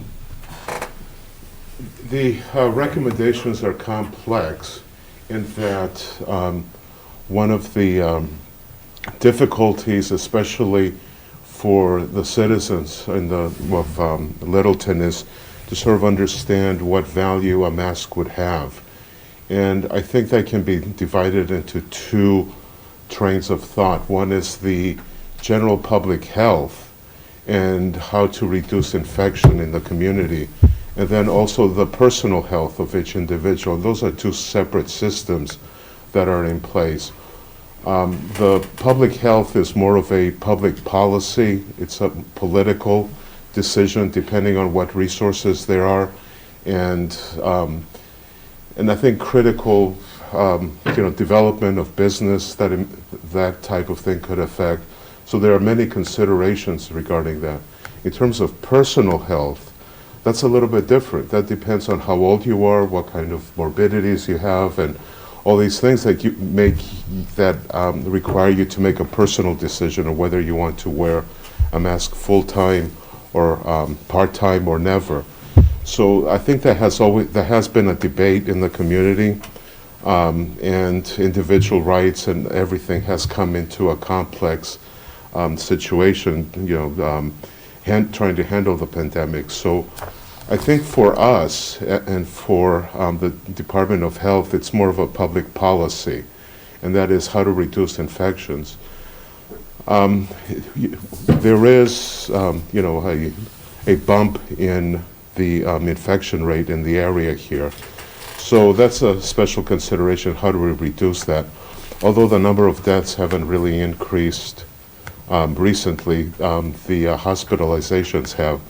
So I think that with masks, for the next month or so, as they have been mandated, I think are a good idea to have. It's not going to hurt.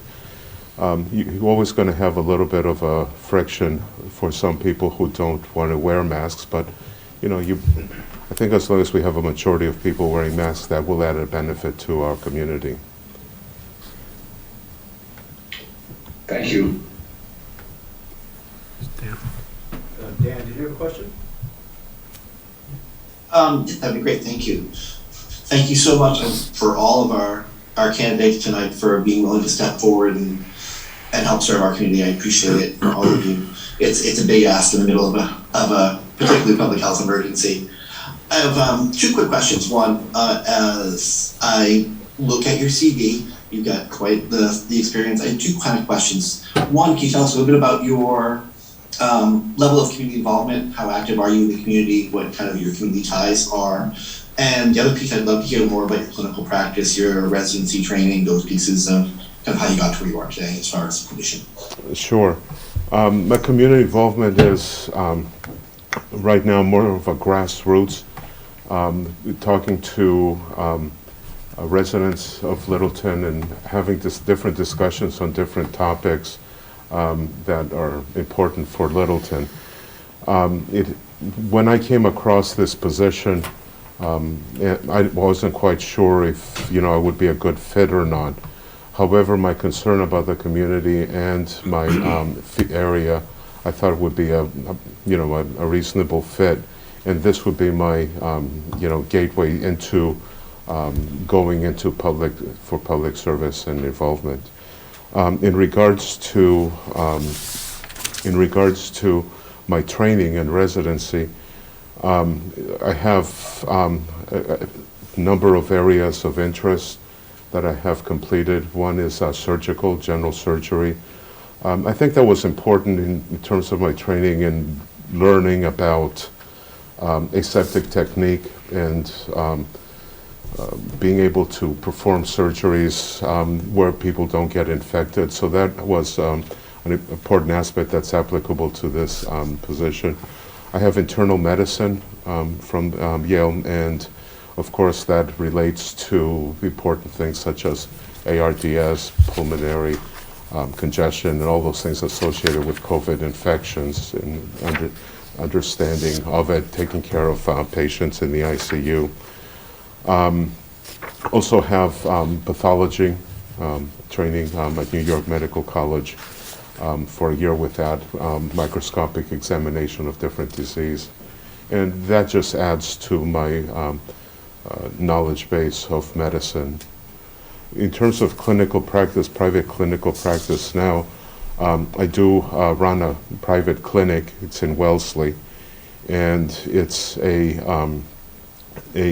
outpatient surgical for cosmetic surgery for men, and that occupies all of my talents in terms of taking care of patients who have some form of one type of medical problem with another, and making sure they come out of the surgery safe, establishing clean techniques in the clinic to make sure we don't have infections and so on. So compliance with governments, different types of governments, the FDA and OSHA and so on. So my role as a clinician is complex. It's a small practice, so pretty much I'm jack of all trades but master of none. So.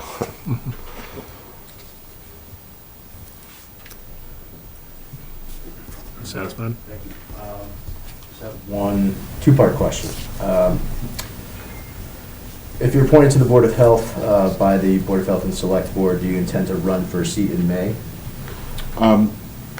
If it works out for everybody, my intentions are yes. And how many Board of Health meetings have you attended over the past year? None. Like I said, my my community involvement has been grassroots. Any other questions from the select Yes, board? Kevin. Any members of the select board have any questions of, I think, That's the questions that I was Natalie? asking. Thank you, Paul. Paul's all set. Certainly, if I may, Doctor. So you mentioned a point in time when you talked about masking in the community of Littleton. Do you foresee a point in time when masking to prevent the spread of COVID would no longer be a benefit to the community of Littleton, and what would help you make that determination? So the purpose of masking is multifold. One is to prevent deaths. Another is to prevent severe disease and hospitalization. And then the other one, which is, I think, a little less severe, is just a flu. And then it really depends on the variants that are going through the community. We're expecting another variant coming in from Africa. So that's important. There's not much known about that. We don't know how well it spreads, how quickly it spreads, and the severity of disease and hospitalizations resulting from that kind of infection. But ultimately, most viruses stop killing their host, and they become milder with time in general. You may hear otherwise, but that's generally the trend. So eventually, yes, there will be some freedom from these masks, and I'm hoping so. I think the criteria that we use to not use masks, it really depends on how much injury it causes to the community. And I think that should be the golden rule of whether we use masks or not. We can count many infections, but if there's no harm, people come out of the infections just like they would with another flu, then yes, we don't want to impose mandated masks for something that is not a threat to the community. Thank you. I didn't have a question until you just gave that answer. And I just have a follow-up to that question, and it's relative to the term you just used, injury to the community. And I think you hit on it to some degree, but do you consider, at one point in an earlier answer, you spoke about the impact on the business community. Do you see injury to the community being just that, the impact that the mandate creates injury potentially for businesses in the community? I think it does. I think there is some form of influence that masks have to the business community, and I think that's an important consideration. Mentally, when things get bad, as they have, people become afraid of going out there, and the mask just exemplifies that fear. So people do not go out in their community, they do not engage in commerce or business, and that can have a negative impact to the community.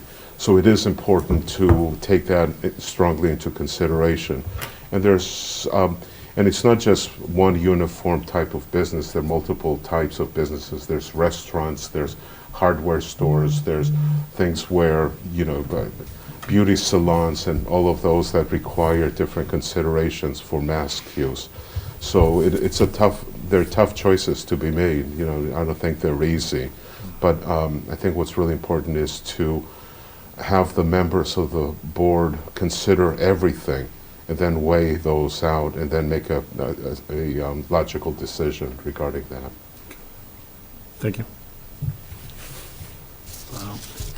Any other questions from board members? No. Any other questions from the Board of Health? Any more questions, Mike, Dan? Okay, good. Thank you very much. Thank you. And to echo what Mr. Kane said, thank you very much to all the candidates for coming forward. Anytime someone's willing to put themselves out there and donate some time to the community, it's very much appreciated by the community as a whole. Thank you. So next on the list is Solomon Marini. Good evening, Solomon Marini, Hartwell Avenue. So just an introduction.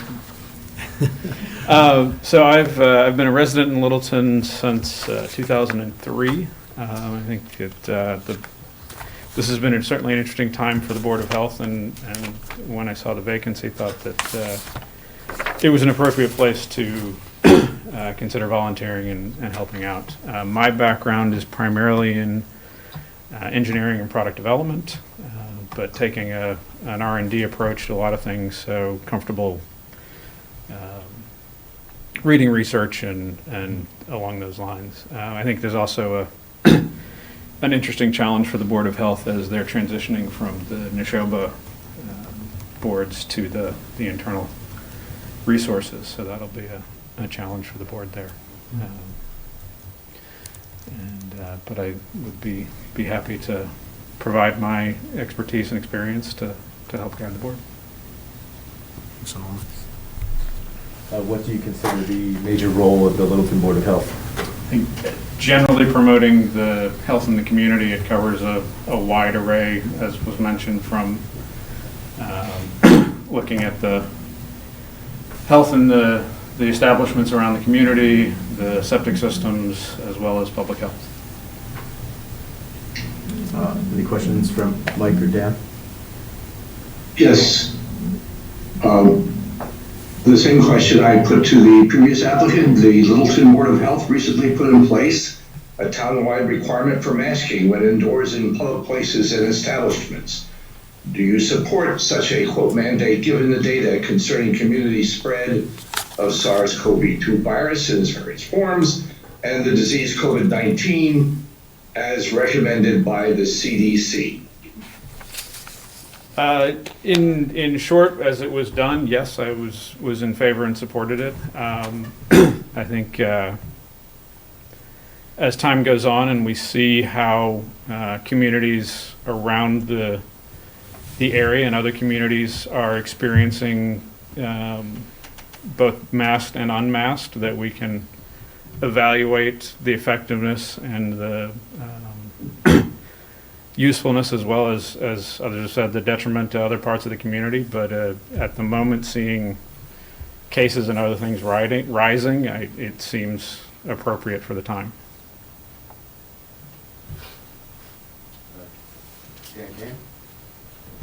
Thank you, Solomon, for being here as well. I'm gonna basically ask the same two questions I asked before, and I'm gonna borrow Kevin just to make sure it gets asked. So one question is, can you tell us a little about your level of community involvement, connectedness, kind of what roles you play in the community outside of your professional practice? Kevin's question of how many of the Board of Health meetings have you zoomed in on, and kind of how connected are you there? And the last piece is certainly we talked to our previous, Dr. Mcdowell about, how his clinical experience applies to the practice. How would you say your education and practice experience would support the board in these functions? Sure. Sorry, remind me the first question again. That's all right. Community involvement. So, yes. I guess my major community involvement, in addition to some of the youth activities, was starting with the Castle in the Trees rebuild. I was heavily involved with that process and was a build captain and was there for more hours than I can count. And then more recently, I was first appointed and then elected to the Park and Rec Commission, and continue to serve on the Park and Rec Commission. In terms of the Board of Health meetings, I certainly have lost count of the number that I've been to. I would say that I have either attended on Zoom, watched afterwards, or caught up on most of the meetings, probably since the beginning of the pandemic. And some before that, for a variety of other topics around town. So. And then my background, so as I said, I have a bachelor's and a master's in engineering. Primarily my work has been in product development. Initially, early in my career, it was in medical device. I spent a number of years working in developing safety equipment. And then most recently, I've joined an organization that develops and manufactures septic system components. So there's a wide range. I think the application is bringing an analytical approach to problem solving, and and looking at all sides of an issue and trying to find a solution. My last question, if you're appointed to the Board of Health, do you intend to run for a seat in May? Assuming that nothing dramatic changes and everything is going well, yes. Any questions from the Select Board? I just have one brief one. Since you're in the Park and Rec, will there be any kind of time conflict there, serving on two boards? I don't believe so. The Park and Rec Board is we typically one meeting a month. I think they'll be manageable between the two. Thank you. Do you feel that your work experience is going to have any practical, like, impact on looking at septic system plans? At the moment, no, potentially in the future. So this is a position that I've taken within the last 6 months. So I wouldn't claim any expertise in septic systems at the moment. But it will be if I'm on the board, it will certainly be a dual path development. Okay, nothing. Mr. Glavy, any questions? I don't have any follow-ups either, so thank you very much. Appreciate you coming forward. Thank you. Thank you. Sorry, I didn't get the clicker quick enough, but I'm all set. Yeah, thank you. Next and final candidate is Matt Wayson. Good evening, thank you for having me. Matt Wayson, I'm at 16 Moore Lane. I'm an engineer and a non-practicing physician. I made the decision after my training at Dartmouth to say I want to balance practicing medicine with also improving medicine, and that's a hard job to balance. 50-50, it turns into 80-80. So I said I think I'd like to redirect my efforts and just fix healthcare. I thought there'd be some job security in that long term. So I've spent most of my more recent career in that. How do we improve healthcare? How do we improve healthcare delivery? So I moved out here more recently than some of my fellow applicants. Came from Oregon and have been out here for just over 3 years. And came from a much larger community than this and love the fact that Littleton is a smaller community and have wanted to be more connected. So I thought this would be a terrific opportunity for me to kind of develop that connection. To pre-answer some of your question, I also am involved as a coach with Littleton Youth Soccer and looking to kind of, again, further my involvement in the community. Great. But what would you consider the major role of the Littleton Board of Health?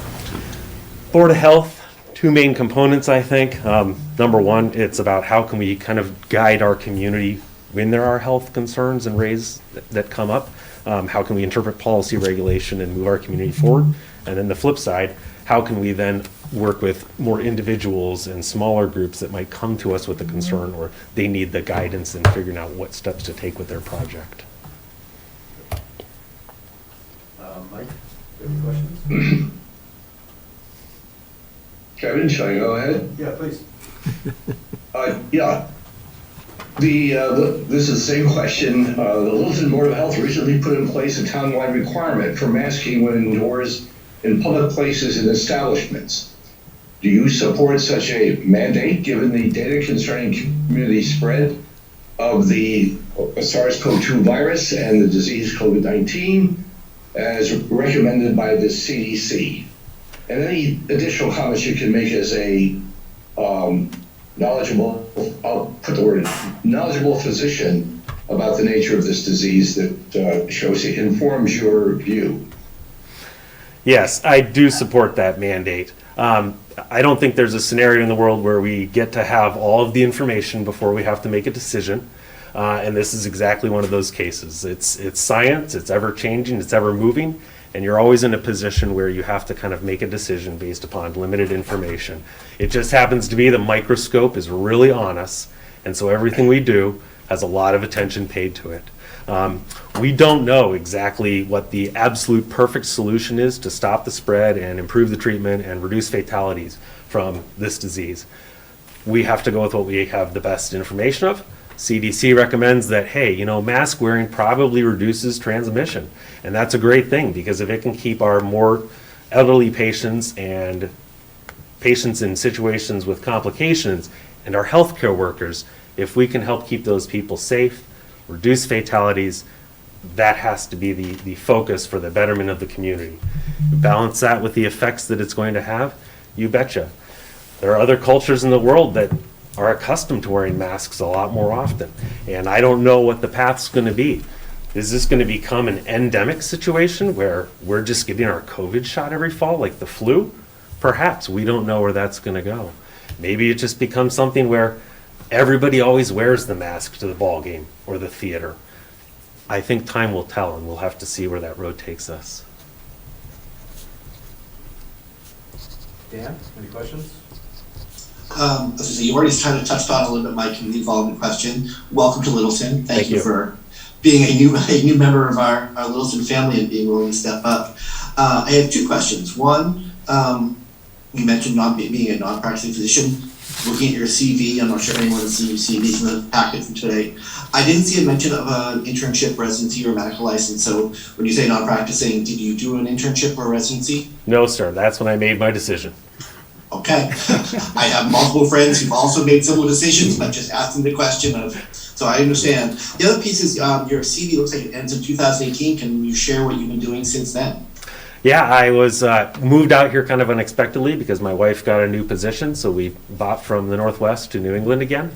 And I was wrapping up my MBA and just graduated with that, and then this COVID thing hit, which made job prospecting a lot different scenario than it used to be.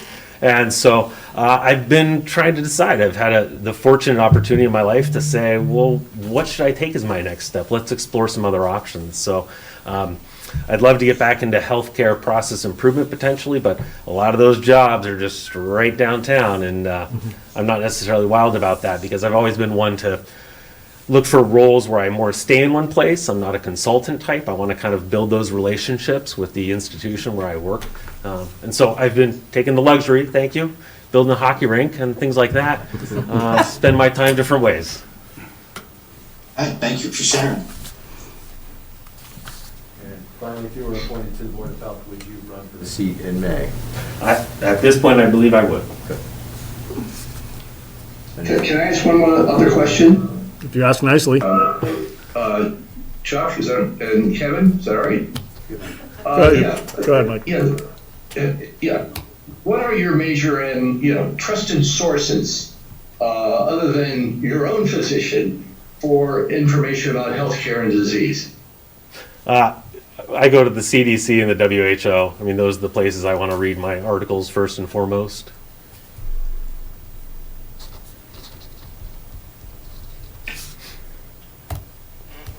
Nice. Any questions from the select board? Mr. Knox? None for me. Mr. Glavy? Tick, tick, tick. Can you hear me? We can. Okay, I don't have any questions if that's what you're looking for. That is what we were looking for. Thank you. Thank you. Stay safe. Yep. Under the bridge, down by the river. All right.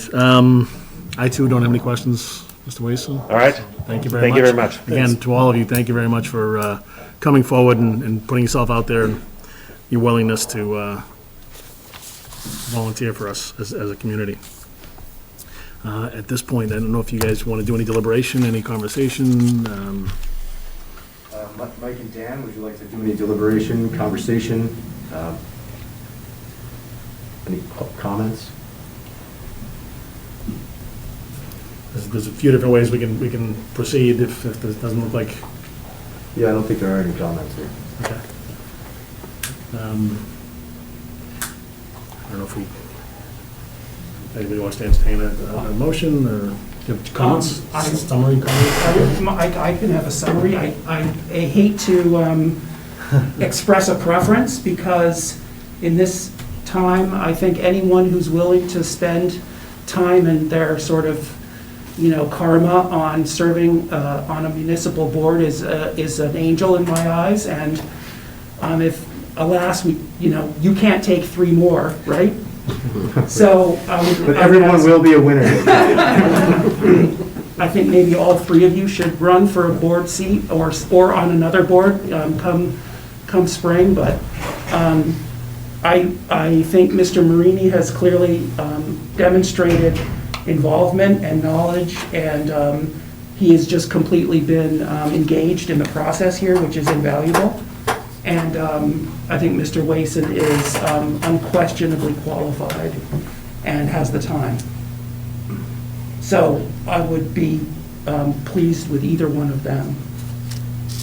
Again, without trying to disparage anybody who, Yeah, no, who comes to. I think, I don't know if Mr. Knox or Ms. Napoli have any other comments. I can jump in if not. I do, but you can go ahead. So I don't disagree with anything you said, Matthew. If I were ranking who I would put forward, because essentially that's what we have to come down to. We have to come up with a candidate that we're all going to be. I think any one of the three candidates certainly would serve us well. But my front runner, if you will, was Dr. Magdalene for the purposes of the way he answers some of the questions, the openness, his clinical, current clinical working knowledge. I think he'd be a good addition to the board. And he would offer something that is not necessarily present among the board members. And that's your points about the other two candidates are certainly valid. The fact that Mr. Marini is actively engaged on another board, I would lean more towards one of the other two candidates for the simple reason of getting more people engaged and more people involved. And from the other two candidates, my preference would be to have Dr. Magdalene from the perspective of a clinical practitioner. I don't know if anybody else has comments. Mr. Glavy or Mike or Dan, Cindy? Okay, am I You're on, audible at this point? You are. Okay. My impressions were similar to yours, Mr. Chairman. I had a thought that at this point in time, in terms of skill sets, short-term, boy, would it be of help to have a doctor at the table, or is there a doctor in the house, and we have two of those choices. But long-term, knowing that a lot of the work of the committee is reviewing septic plans, an engineer is always welcome. Most specifically, usually a civil engineer, but Mr. Marini's talents are pretty obvious too. I guess I don't think we would do wrong by picking any of the three of them. I think the town would be well served, and we aren't always this lucky when we go out with a vacancy to have this pool of talent coming forward. But I would tend to pick one of the doctors, and I for this particular position at this time, and without any particular strong sentiment one way or the other, I guess I like the way I thought I heard Dr. Magdalene think and talk and reason things through. No disparagement intended for any of the others, but in a close call, that's where I would lean. Thank you, Mr. Glavy. I can jump in. Thank you. Yeah, so again, I appreciate all the candidates coming forward, especially for a position on the board as important as the Board of Health currently. What we're facing not only as a community with respect to growth and development, but also with the pandemic itself. It's a very important board, and this is a very important seat to fill. I did like comments from all the candidates. I did particularly like Dr. Magdalene's thought process. He seemed to be more open-minded, I think, with the way he would approach the situation. He, referred to the pandemic as a complex decision. And he also, when he was asked about the role of being on the Board of Health, he hit on all three components to it. It was not only reviewing septic systems, but it's also providing guidance to the community about health care, and then looking out for the general public health. And he brought into that the business component of it, the residence component of it, and also he just had a reasoning behind him, about what, in his response to his my question to him. So, and with his medical background, I think that's really something that we're lacking currently on the Board of Health, is having a physician on that board. I think would just be a huge benefit and fill a gap for that board. So that is the candidate that I'm leaning towards. Yeah, please. I think without question, I concur with everyone. And thank you to all the candidates for coming out. I think having an MD on the board, something we are lacking right now. I'm leaning towards Dr. Wayson, just because of his leadership experience with the process improvement, problem solving, especially, as we look past COVID into this new world of not being a part of the Neshoba Associated Boards of Health and all the different obstacles we're going to be facing with that. I think Mr. Wayson's experience, his energy, and his available time is going to be the most valuable asset to the board. And I'd like you all to consider selecting him as the next member of the board. I appreciate that. I'd like to hear from the other two. Yeah, But I just, at this time too, I want to thank all three candidates, because anyone who would want to come forward now during this time, knowing what your board's gone through and will continue to be, I give a lot of credit to all the candidates, but I really want to hear what the other two members of the board have to say. Mike and Dan? I'm happy to step in, Mike, if that's okay? Yeah. Sure. Again, we've said it over and over, but again, I appreciate everyone coming forward. It's certainly a challenging time to put yourself out there. All three candidates would certainly bring incredible experience to the board, and that's valued. I think certainly looking at all three of them, they bring different things. The engineering piece is also lacking on our board at the current time. And looking at things as a way of an engineer, that we've been focused on COVID, and obviously that's a critical piece of what we're doing right now. But in practice, Board of Health non-pandemic is engineering. It's Title V, it's breeding plans, there's not a lot of public health. Most of the public health is done at the grassroots level, at the public health nurse level. So I think that engineering experience is an looking thing as an engineer. Dr. Wayson, I think, while not a practicing physician, certainly brings, I think, a broader perspective of healthcare experience to the table than Dr. Magdalene. Certainly, he's been a leader in healthcare, building teams, building practices, looking at how to improve performance, which certainly, as we're looking at building a new local department of health, is how do we build that team to make sure that it's going to be successful. I think also brings a big piece of the puzzle that we really need to be successful moving forward. For Dr. Magdalene, again, brings a lot of experience. His practice area is relatively limited. He didn't quite go into what his practice area is, but it's a relatively limited practice area that maybe not is quite as broad as it presented. And certainly I think my first choice would probably be Dr. Wayson, with a very, very strong second for Mr. Marini. Either of them would be great, not that Dr. Magdalene would not. I think both of those probably bring a broader package, a broader skill set to the table than Dr. Magdalene at this point. Mike? Mike, do you have any comments? I just want to echo very briefly Dan's remarks and emphasize that I believe that candidate number 3 would have my strongest support. I think we needed not just fresh eyes, but a new set of fresh eyes on our board as soon as possible. And I believe that given, shall we say, a more contemporary view of what is going on in both medicine, which is very different and can be very different than public health, both with respect to whether it's septic systems or COVID. My preferences are pretty much along the lines of Dan's.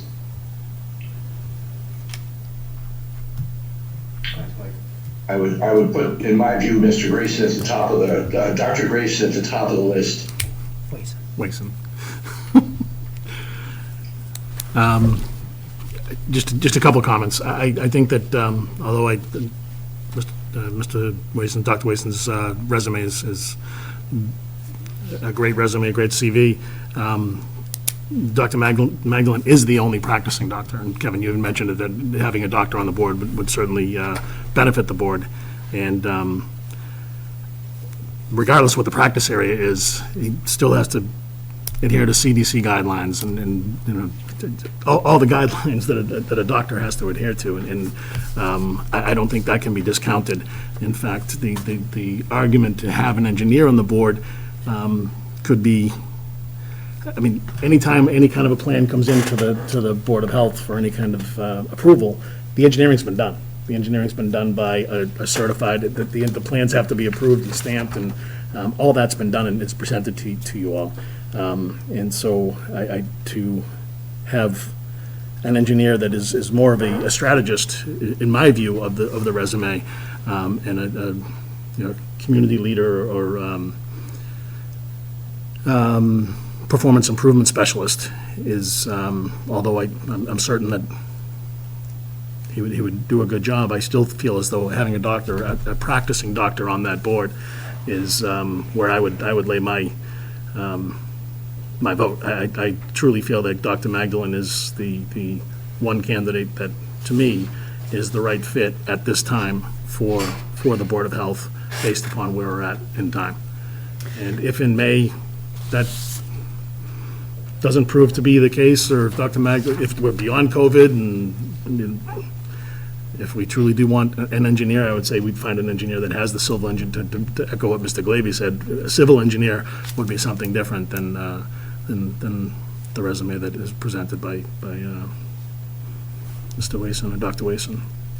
And to just echo on that, if I may, Mr. Chair, the other thing that I like too is that Dr. Magdalene hasn't been involved in anything in the past in Littleton. I'd love to see someone come forward and volunteer their time and wanting to get involved, and putting themselves out there, especially for, you know, for this role. And I certainly do feel that he's qualified, but the fact that he is not involved in the past in anything else in town, to me, is a plus, personally. Any thoughts, comments? I could echo everything you just said about the Dr. Magdalene. The only, it's not a problem. My thoughts are is that 3 members of the Board of Health have indicated they are leaning a certain way, and this, even with everything that you've said, it's hard for me to say, well, I'm going to go against what their wishes are. So my tendency right now is to agree with the Board of Health, and I respect that, Joe. I will say the reason that we do it this way, and we have some say in this, is because we are the executive board in the town. I agree. All the candidates qualify, so this is, I'm trying to base it off, I think any one of them could be there, and so I'm leaning that way simply because that's what the Board of Health is leaning. That's. I just think that Dr. Magdalene offers a different perspective just based on the way he answered questions, and I just don't want him to, I don't want to have somebody in there that's just going to agree with everything that the existing Board of Health says. I think having that different perspective is good, to have different points of view and different perspectives. So I feel as though his openness in answering the question specifically about the impact on the business community, I thought that was pretty telling. I don't disagree with anything you say. Yeah, so I guess what I entertain a motion. Mr. Chairman? Mr. Chairman? Which chairman are you talking to, Mike? Go ahead, Mike. I'll take either one, but I'll take my chairman since this is our committee, looking at a new member, as Mr. Knox has just indicated. I'd just like to point out that the remark that was made by the chair it would suggest that the Board of Health is interested in something other than what the Board of Health is interested in. And our responsibility is to the town with respect to public health, which is not quite the same as a practice of medicine. And what I appreciated about the candidate that I strongly support is the ability to distinguish between the two. Because public health is focused on public health. That's the responsibility of a Board of Health, as charged by not just the state, but also by the federal government. So I want to be very, very clear that the focus on health has many dimensions, public health has many dimensions. And looking at the resume, it's very clear to me, having taught medical students for quite a number of years, that even without a degree, the ability to handle quantitative matters, be able to range far beyond the immediate confines of what's taught in medical school, internships, and even in long-term internships and specialty, that I believe the candidate that the board is currently supporting as number one is the one most suited for public health, not necessarily just for our Board of Health. Thank you for the opportunity to comment. Thank you, Mike. My point, I'll go back to my point of, I'd prefer to have someone who is a practicing physician. And I would think that the Board of Health would be interested in the same. I mean, Matthew Wayson has a tremendous CV, but looking at it, I don't see where there's a lot of engineering, chemical engineering, and there's a lot of performance improvement, consulting, and strategizing. But I don't see that level of practical practicing physician, and he admitted that. As much as admitted that, he didn't do any internships that you just referenced, Mr. Zeldin. So we can debate it. I think we have, but I still feel strongly that I think Mr. Magdalene would be or Dr. Magdalene would be the best alternative for our community. We ready for a motion? Yeah, yeah. So based on the predominance, I believe, of Dr. Wayson should be the applicant? I wouldn't agree with that. Well, we have 3 members of the Board of Health, and I am in favor of Dr. Wayson, and so is Joe. Well, you need to make a motion. But Paul hasn't he voted indicated, yet. Joe indicated that I he did would indicate that. follow the lead of the Board of Health. And so, I mean, I can make a motion to appoint Mr. Magdalene, and we can vote on it if you'd like. Or I can make a motion to appoint Dr. Wayson, and we can vote on it. I've expressed my preference. That's. If you're going to make a motion, I make a motion to vote for the person that you favor, not the... That I favor, or? No, it's just comment to you. That's, Okay. I move that the Select Board and the remaining members of the Board of Health vote pursuant to Mass General Law, Chapter 41, Section 11, to appoint Matthew Wayson to fill a vacancy on the Board of Health for a term expiring May 2022. Okay, it's a roll call vote, so I'll... We need a second. I'll second it. Thank you, Mike. It's a roll call vote. Do you want to take a roll call from your members? Sure, roll call vote, Dan Kane. Dan Kane, yes. Mike Zeldin. Mike Zeldin, yes. And Kevin Baker votes yes. Mr. Glavy? Point of order, Mr. Chairman, is there going to be other motions? There potentially will be. It depends on how this plays out. Okay, well, based on my earlier comments, I vote no. Ms. Napoli? No. I vote yes. Mr. Knox? I vote yes. All right. If I do the math correctly, that makes 5, correct? So, I stand with the vote. I believe Mr. Magdalene is the better candidate. No offense meant to anybody else, but, Okay. so moved. So moved, so it's done. Thank you very much. Appreciate it. You can adjourn, Mike, Kevin. You need to get a vote to adjourn. Motion to adjourn. Board of Health meeting. I'll make a motion that we adjourn the Board of Health. Second. Roll call vote, Dan Kane. Dan Kane, yes. Mike Zeldin. Mike Zeldin, yes. And Kevin Baker votes yes. Thank you all. Great. Thank you all. Thank you. Good luck. Kevin, just let Matthew know that he has to go to the town clerk, and yeah, exactly. Thank you very much. I appreciate all of you coming forward. Thank you. All right. Where are we at?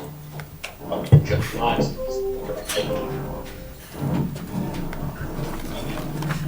Well, your mic is open. Want to mute him, Joe? Is he driving? He is. All right, so next up, we have public input. Is there anybody that would like to be heard? Any hands raised, Joe?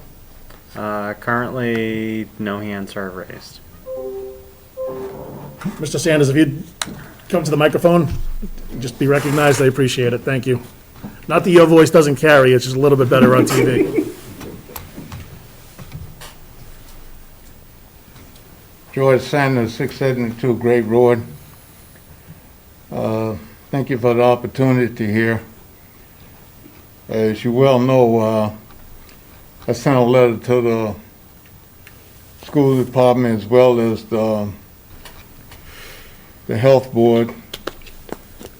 And I spoke at their meeting on Monday. Wasn't really too pleased with the response that I got. I asked a question, didn't get an answer.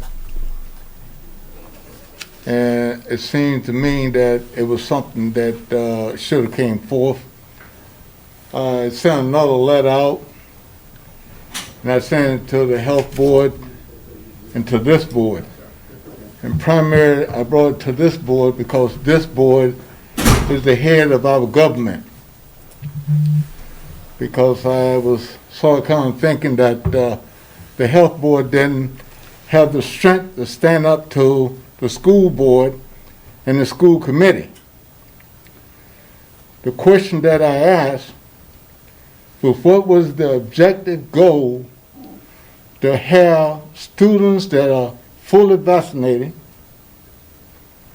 to take off their mask in a test that they want to run, and they couldn't tell me what the purpose was, what the goal was, how it fit in educational-wise with the school system. There was a report, don't remember the name, but Massachusetts graduates for 2021 came out #1 in the nation. So that should say something about the mask and about our teachers. It didn't interfere with them learning. They came out with the highest score in the nation.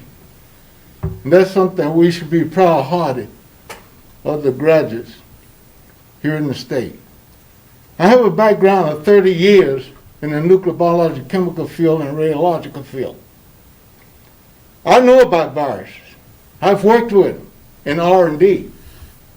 I might not say a lot, but let me tell you, I got a lot up here. And when I think something isn't right, as lawyers said, it didn't meet the smell test. So when I find something that's not quite right, I'm going to stand up and I'm going to convey it to the people that I think ought to know. You ought to know that this virus has one objective. It is to kill. It is to tear down your immune system. Now, what happens if the health board goes forth and let this happen on this test run they want to do? God forbid. What if a child that participated in it got one of the spin-off from COVID-19 and he or she died because they wanted to test something and they can't explain why they run the test? You just don't do that. You have an objective and a goal if you're going to run a test. The school department should have that. If you talk about normalcy, let me tell you about normalcy. It's going to be a long time before we get to the point where we can call it normalcy at best as we know it today. This virus is a killer. It's nothing to play with. The best protection we have is wearing these masks. And if our kids are doing well in the school, I told the school department and the board, if you want to run that test, I don't want you using our students as guinea pigs. Use the faculty. Let them run your test. I have a great concern about those that we are supposed to be protecting. And you're the head of this government, and I brought it to your attention because I'm in total disagreement at this point in time because the kids are going to be out of school. They're going to be involved family-wise with a lot of people, and they're going to come back in January. Well, hopefully they come back not with more, but with less than what they left the school system with. And the other thing that is critical too, if they run this test in the school and those children participate, whoever participate in it, then when they come home, whatever they got, they could pass it on to their family. It's not as smart. We want to eliminate. We don't want to add to the problem that we have. And anytime you expose people, normally when you do it in R&D, you take and have a few people and observe them for a few minutes, have them put the mask back on, you observe whatever the symptoms are, and if it shows, normally you got an antidote. We got no antidote here. I think you kindly forgive me the opportunity to say this because I think it's deemed necessary. A lot of parents have very little knowledge about viruses.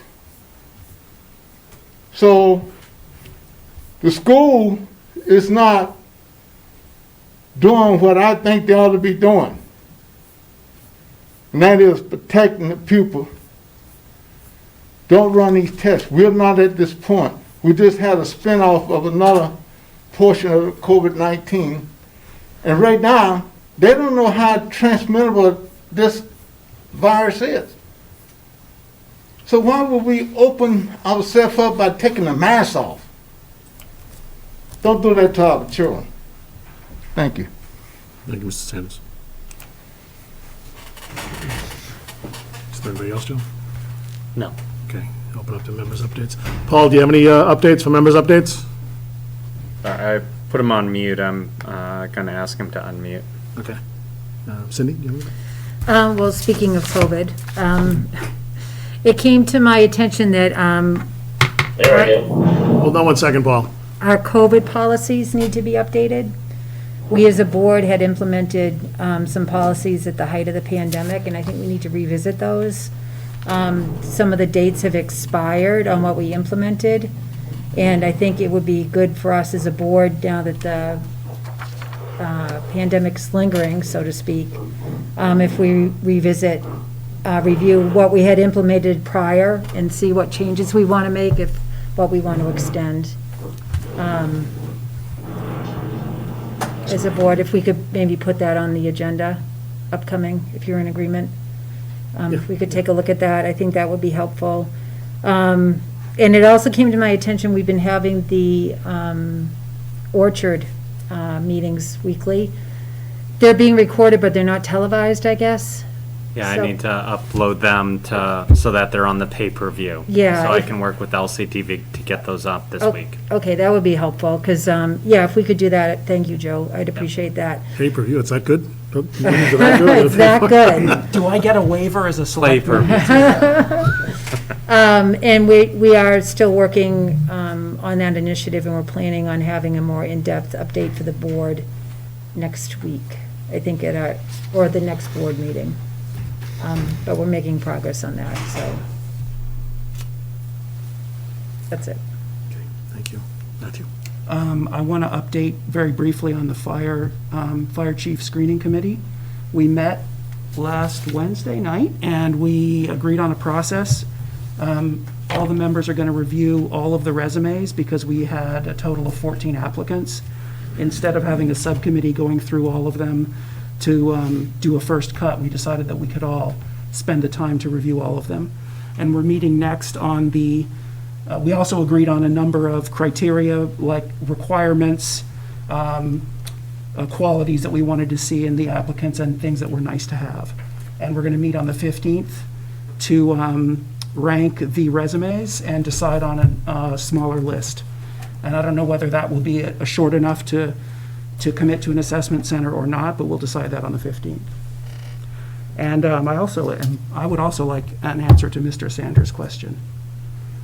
Actually, I don't think we got one from that email thread. Right, I don't think we got it. That's all I have. Can I go back? No. There's a couple things I forgot. Just quickly, what you were probably going to talk about this, the Toys for Tots drive is this weekend at the police station. That's Saturday, hosted with Representative Arcero and the Globe, Lil Sun. So there'll be a drive-through event at the police station. You can drop off your toy. And I forget what the hours of that are. 1 to 3. 1 to 3. And the other thing I wanted to mention is the Friends of the Littleton Veterans are hosting the Army-Navy game this weekend at the VFW on Saturday. The doors open at 2 p.m. So anybody that wants to come to the VFW to watch the game and have some food and cheer on the team of your choice, you're more than welcome to attend. That's all. Thank you. Welcome. Mr. Knox? Well, you're probably going to talk about this, but I just want to thank everyone that was involved with the tree lighting, from the Rotary to the fire department and to the Light and Water for making that such a great event, and for the bazaar that was held on Saturday. Just quickly, one quick story. I did take my granddaughter by myself to the bazaar, and I wasn't used to answering Santa questions for a long, long time, but she's sitting in the back seat, and the question to me is this going to be the real Santa? I didn't know what to say. I said, I want to throw it back to Kim. He's a pretty good Santa. You can say yes to that.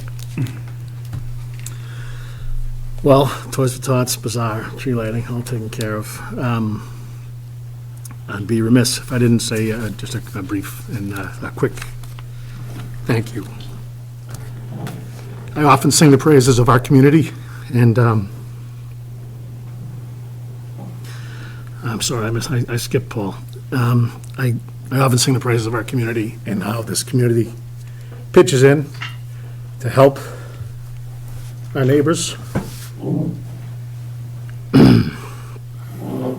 Over the past year and a half, the DeCoste family has unfortunately been beneficiaries of that beautiful love and caring that the town of Littleton pours out. So I just wanted to offer a heartfelt thank you to all the staff, the police for all the work they did for Maureen's funeral, the fire department, TC up at the cemetery. He was amazing to deal with. Not an easy time to go through, but the love and outpouring, and just Littleton showed up big time, and I'm humbled by it, and I'd just like to say thank you to everybody. Go ahead, Paul, you can follow that. Nothing I can follow that with, except to say that the town of Littleton is still with you, and with all 5 of the Coast children. You're remarkable folks, and we grieve with you, and we stand with you.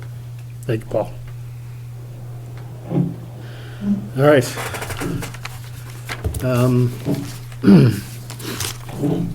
Next up, we have Department and Board updates.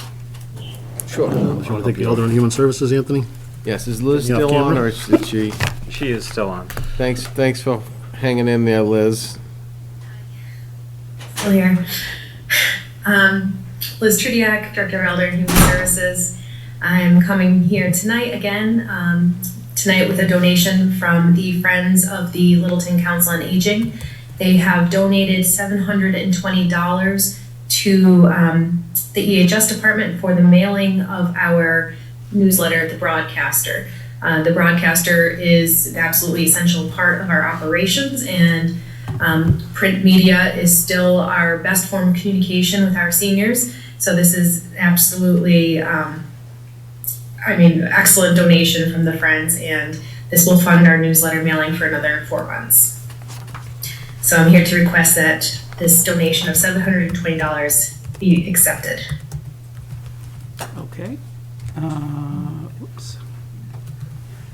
I'm just looking for the motion. That's what I get for scrolling through the It's packet. up there Thank if you want now. I got it. Everyone's giving me sheets.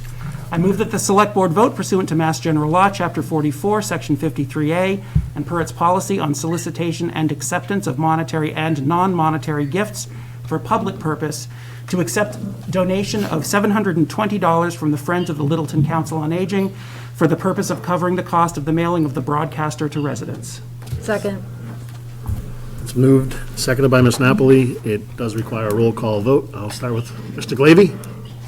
Aye. Ms. Napoli? Aye. Mr. Nordhaus? Aye. Mr. Knox? Aye. Chair's in favor, it's unanimous. Thank you. Thanks, Liz. Thank you, and thank you to the Friends. Right.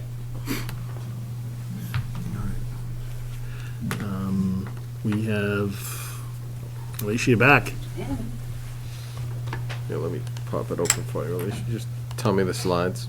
Alicia Nelly Benjamin, Finance Director.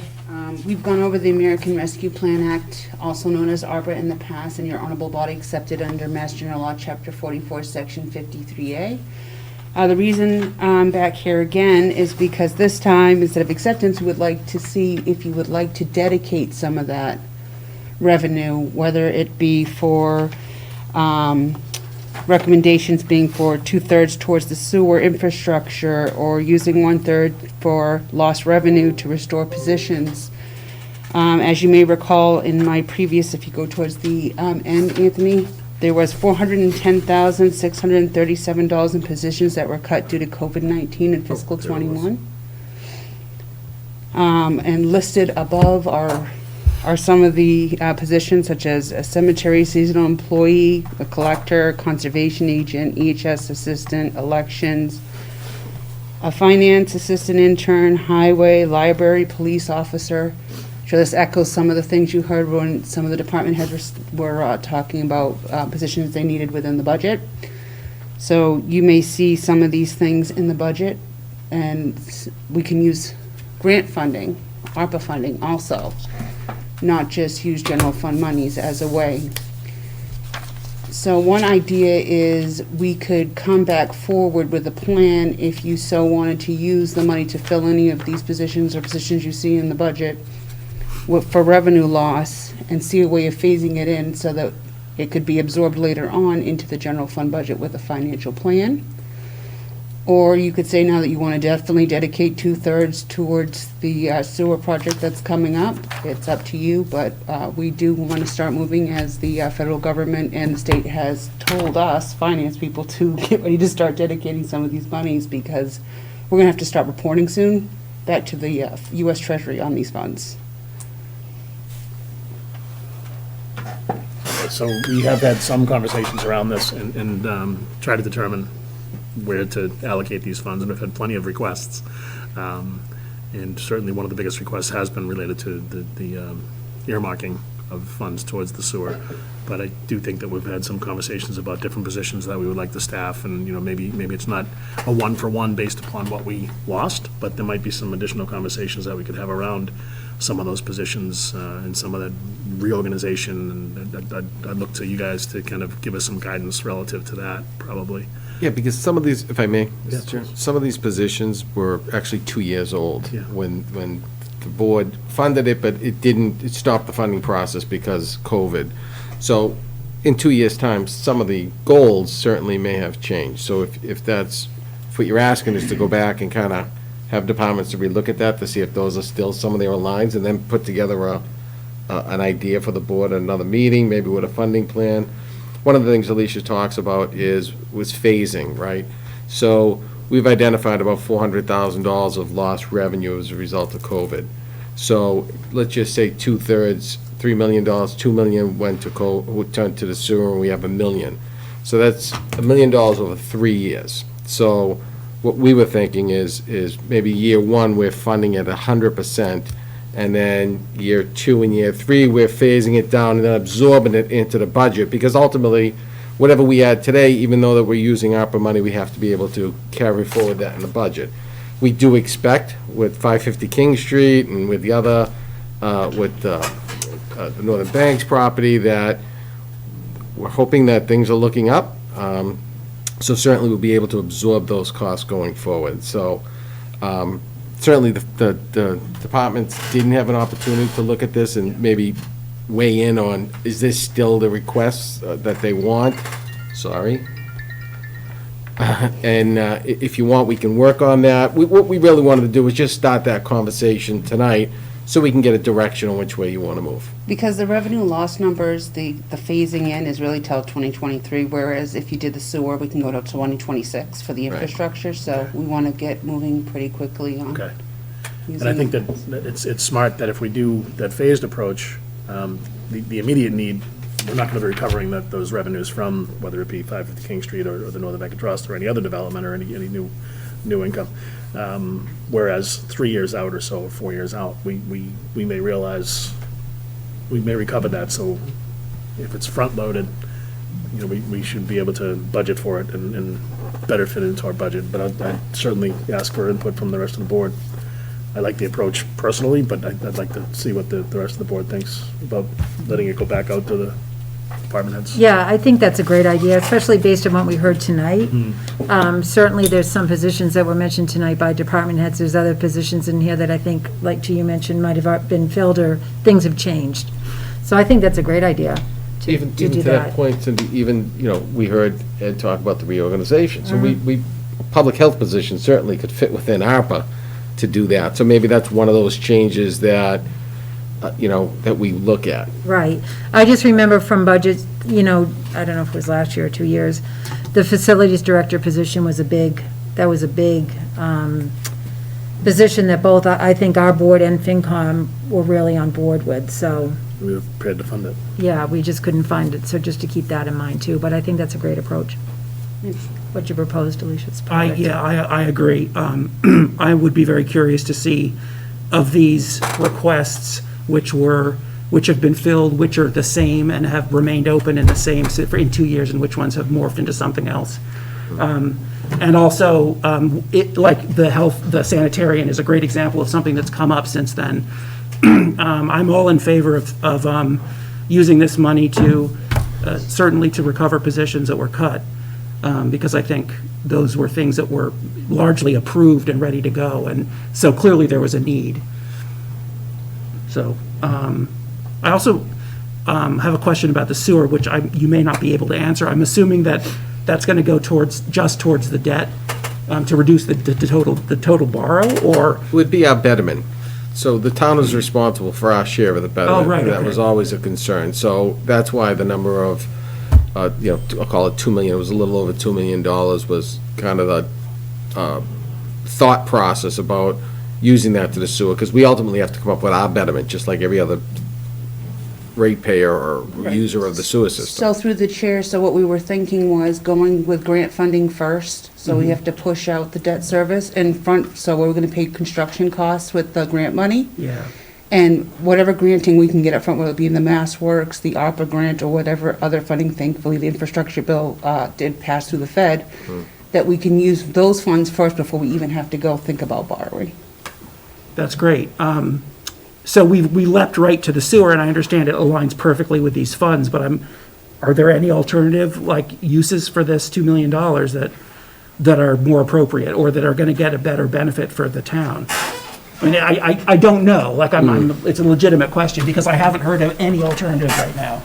So far, all I've heard is the sewer and these positions. So we're gonna have to pay that 2 point something no matter what. So we're gonna have to fund that from Yeah, somewhere? yeah. So it's kinda like. I see what you're saying. Robbing Peter to pay Paul Yeah, almost. okay. Yeah, there's several different buckets you can use through the chair to Selectman Nordhaus. You can use it to restore, so public health and emergency. You can use it for broadband access. You can use it for economic impact that happened, which makes it a little more difficult, but you can use it for that.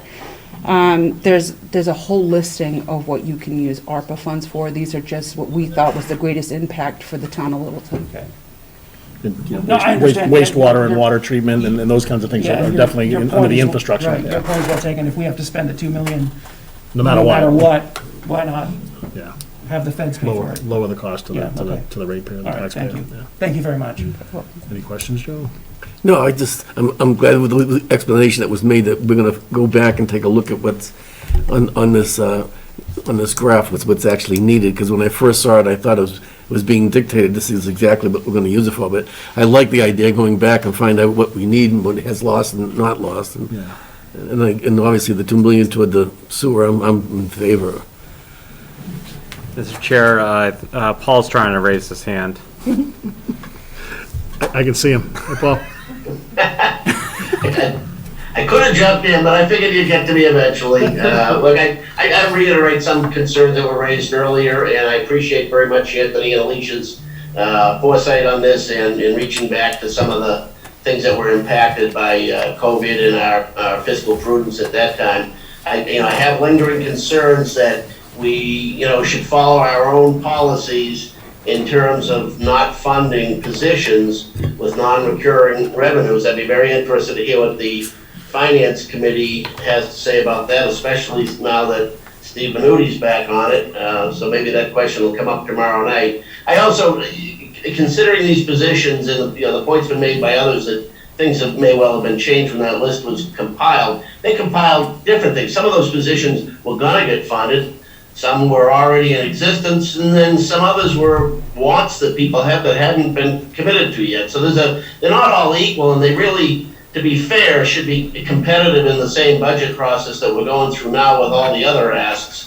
That being said, the overall strategy here is sound. I just think we need to be cognizant of those considerations with the positions being current with what current needs are, being competitive with the budget process requests from a variety of departments, and then also being mindful of the sustainability over time. I mean, I cringe a little bit now when I hear us all spending the money that might come from 550 King Street and the sewers impact down the road.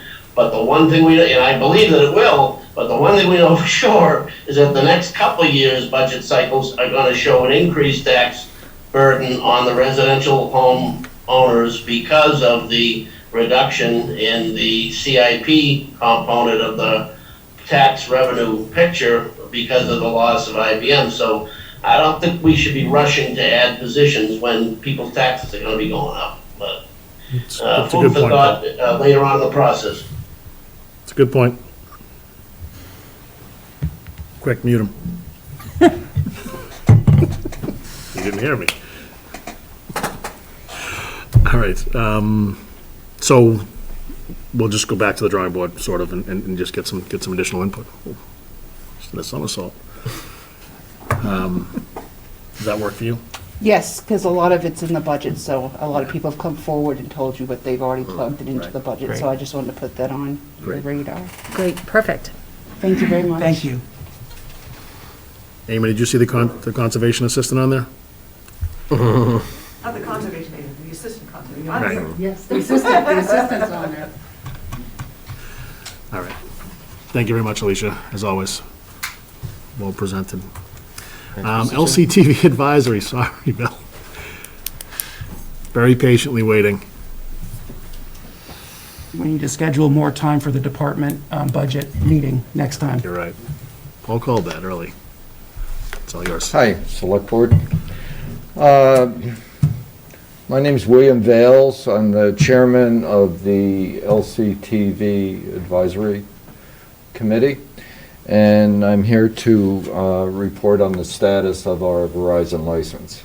Okay, I'm going to recapitulate some of the facts that Alan McRae mentioned when he met with you on November 22nd. And this past year, both our cable licenses expired, Comcast and Verizon. Because Comcast was expiring first, we decided to work on the Comcast license first. Okay, we went through the ascertainment process where input is gathered and the performance of each provider is looked at. And so we did that together. Okay, both entities were looked at together, but we proceeded with the Comcast license first. As you may or may not remember, you did sign that license, we delivered that license, and we have a Comcast license. So we have a Comcast license and now a Verizon license. On September 30th, the town provided, LCTV Advisory Committee, provided to Verizon a RFP, request for proposal, okay, on September 30th.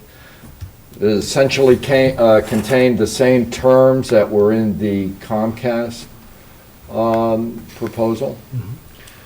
Okay, we met with the Verizon representative via Zoom on October 13th, briefly went over the terms. We were promised a response on October 27th. That was never delivered. Our attorney has contacted Verizon several times to no avail. They'd probably exchange words, but no avail to where we would like to get to. On November 8th, Verizon emailed an apology for the delay and promised to reply soon. There was no quantitative anything there other than a promise to reply soon. Later that day, our attorney notified Verizon to let them know that failing their response, the Cable Committee would be sending to the Select Board a motion to vote a preliminary assessment of denial. That is essentially why I'm here today, for Verizon's request for a new license. It was hoped that that call would generate some action on their part. It did not. We have received no response. The reason that I'm here at this meeting is our license expires on December 10th. This was the last meeting prior to December 10th, so we're here. So the town has to take this action in order to comply with state and federal regulations providing to cable licensing and cable laws. By law, an original license such as this cannot be extended. Upon expiration of the license, there must be a new license in place or a denial made. We want to ensure that the town complies with all regulations. Now, our attorney assures us that as a practical matter, nothing really changes after a denial. Verizon will keep on providing the service and we'll continue to negotiate. However, Verizon will be doing this without a license. So again, we would hope that this would provoke some action, okay, but it has not as of this date. So the LCTV Advisory Committee, we met on this past week. We took a vote to submit to the board the preliminary assessment of denial with our recommendation that you should issue that. Okay. Are there any questions? I do have one, Bill. Sure. Is there, I happen to be a Verizon customer, and I'm sure that I've been late on a bill here or there, and they've sent me all kinds of threatening letters saying that I'm going to be shut off, or I'm going to get charged an extra fee or whatever. Is there anything that we can do to them? I mean, can we, not that I want every Verizon Fios user to send a bill back to Fios, but is there anything that we can do to, any kind of penalty from your advisory commission or from this board to hold them accountable for operating without a license once December 10th comes? We have an attorney that's representing us, the town, okay, in the negotiations. Whatever energies have been, he has put forward, haven't brought any fruit to bear on this particular issue. So if anyone else can, exert pressure, that's fine. When I say anyone else, I mean, representative of the town. Now, I want to be clear that not having a license does not affect in any way any individual's personal relationship or agreement with Verizon. Okay, this is, Okay. Okay. But if they're using LELD's poles to deliver their signal, and they're operating, transmitting without a license, I guess my question is there any teeth to us or the light commissioners taking some sort of a vote to start charging them for operating without a license? I do not know the answer to that. You'd have to talk to council and, the particular groups as to what their options, what options they would consider for their actions. Yeah, I guess I'm trying to find if there are any reparations for us as a community. Yeah, To sure. basically hold them accountable and say, you're the first ones to stick it to us, we're gonna stick it back at you.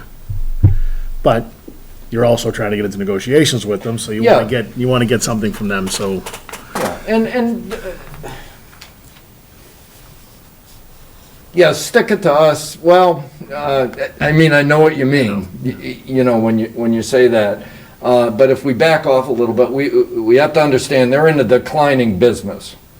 Okay, not the internet, but the delivery of cable is a declining business. Mark spoke about this before, that people are effectively cutting the cord and going to other sorts of streaming. Yeah. So that part of their business is. Their revenue's not suffering, they're just passing it on to the fewer customers. They're raising the rates to fewer customers. I can't say for sure if their revenues in that sector of their business is suffering. I don't believe for 1 second that any phone company is going to go out of business. Right. Okay?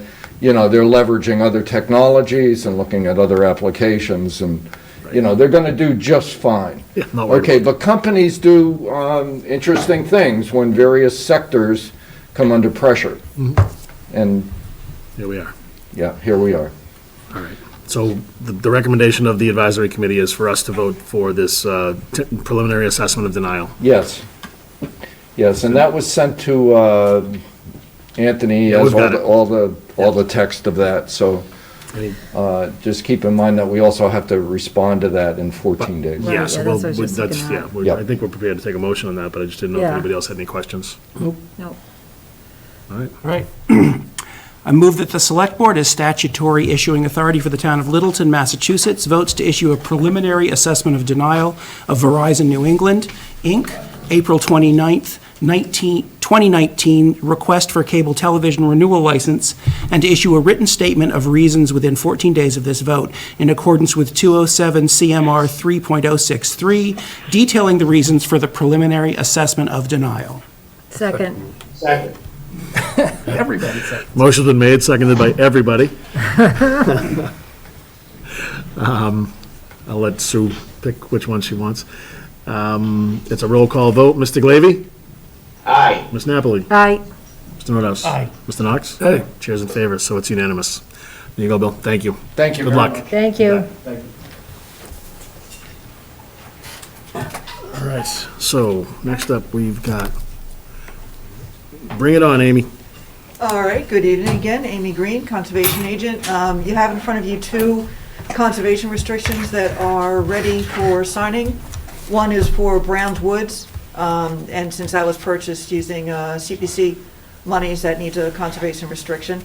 And that's over, I believe it's 22 acres of what had been part of the grant application. And Sudbury Valley trustees would hold the CR on that. And this has been up and down. The Conservation Commission has approved it. The Executive Office of Environmental Affairs has done their approval for signing. So now it goes back to the town for the signing. Okay, great. Any questions? Did we ever settle the location of the buildable lot? And It was pretty much in flux, wasn't it? like, I thought we had a debate about, well, we don't know if that site's gonna perk, and so there was some discussion of putting the buildable site on Harwood, but I don't remember whether that's feasible or not.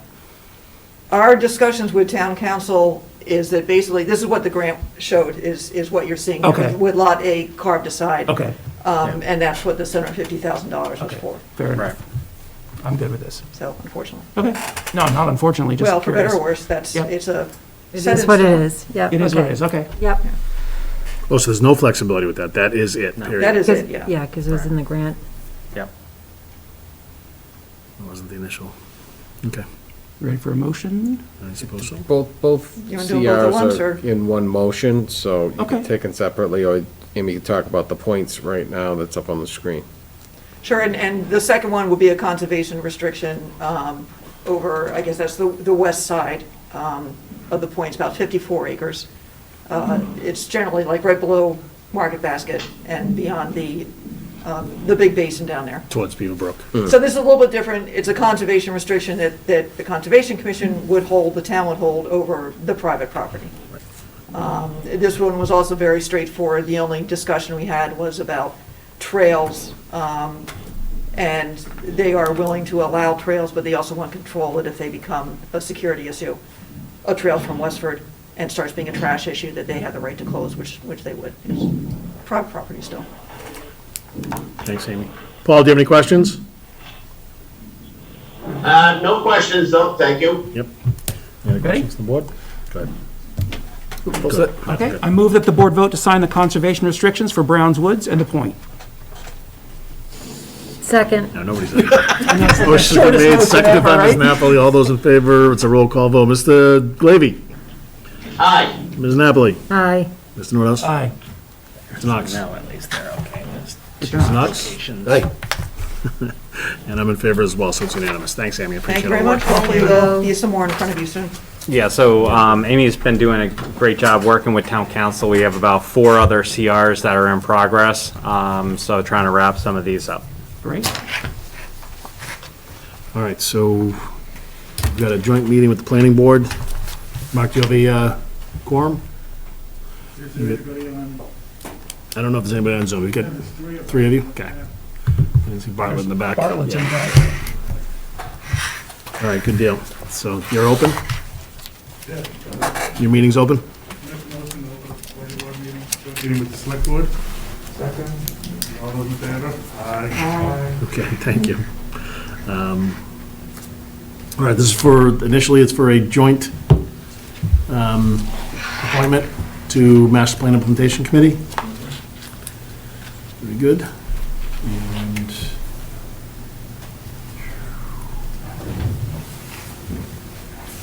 let's see.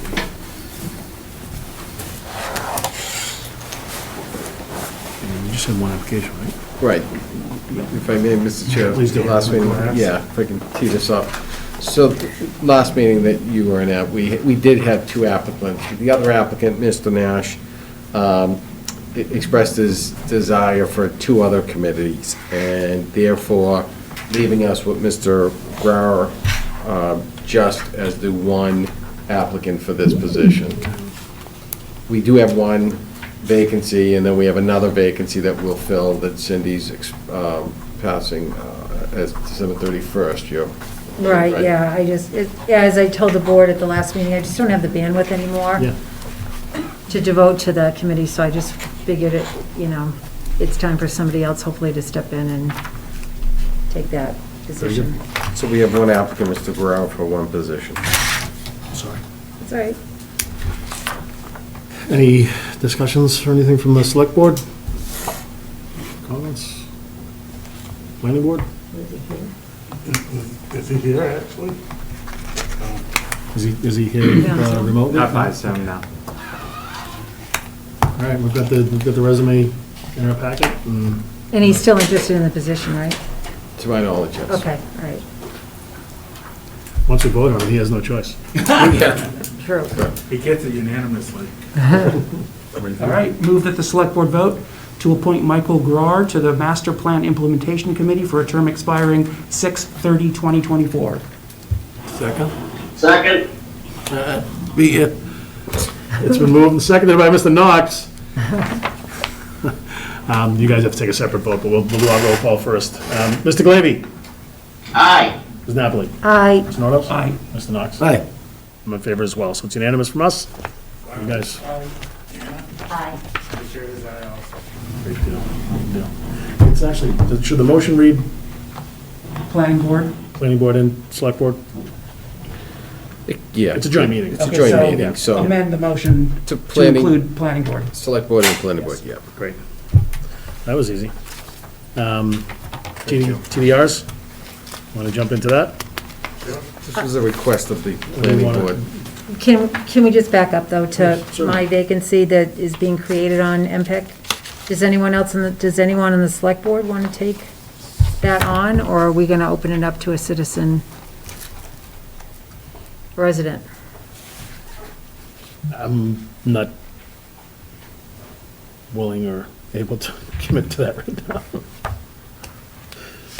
So, I mean, without filling that seat, it's a six-member board based on the position. we just made? Yeah, so I think that's okay, right? Still requires 4. Mr. Chief, I lost track of, well, Cindy and I have had 10 years on there. I think it's valuable for members of the board to cycle through there. So I would really encourage one of the members that hasn't taken it up to consider it. Can we give it some consideration? I think I'm more interested in TDR, and I think that's probably going to be, I don't want to overcommit. I'll volunteer. Thank you, Joe.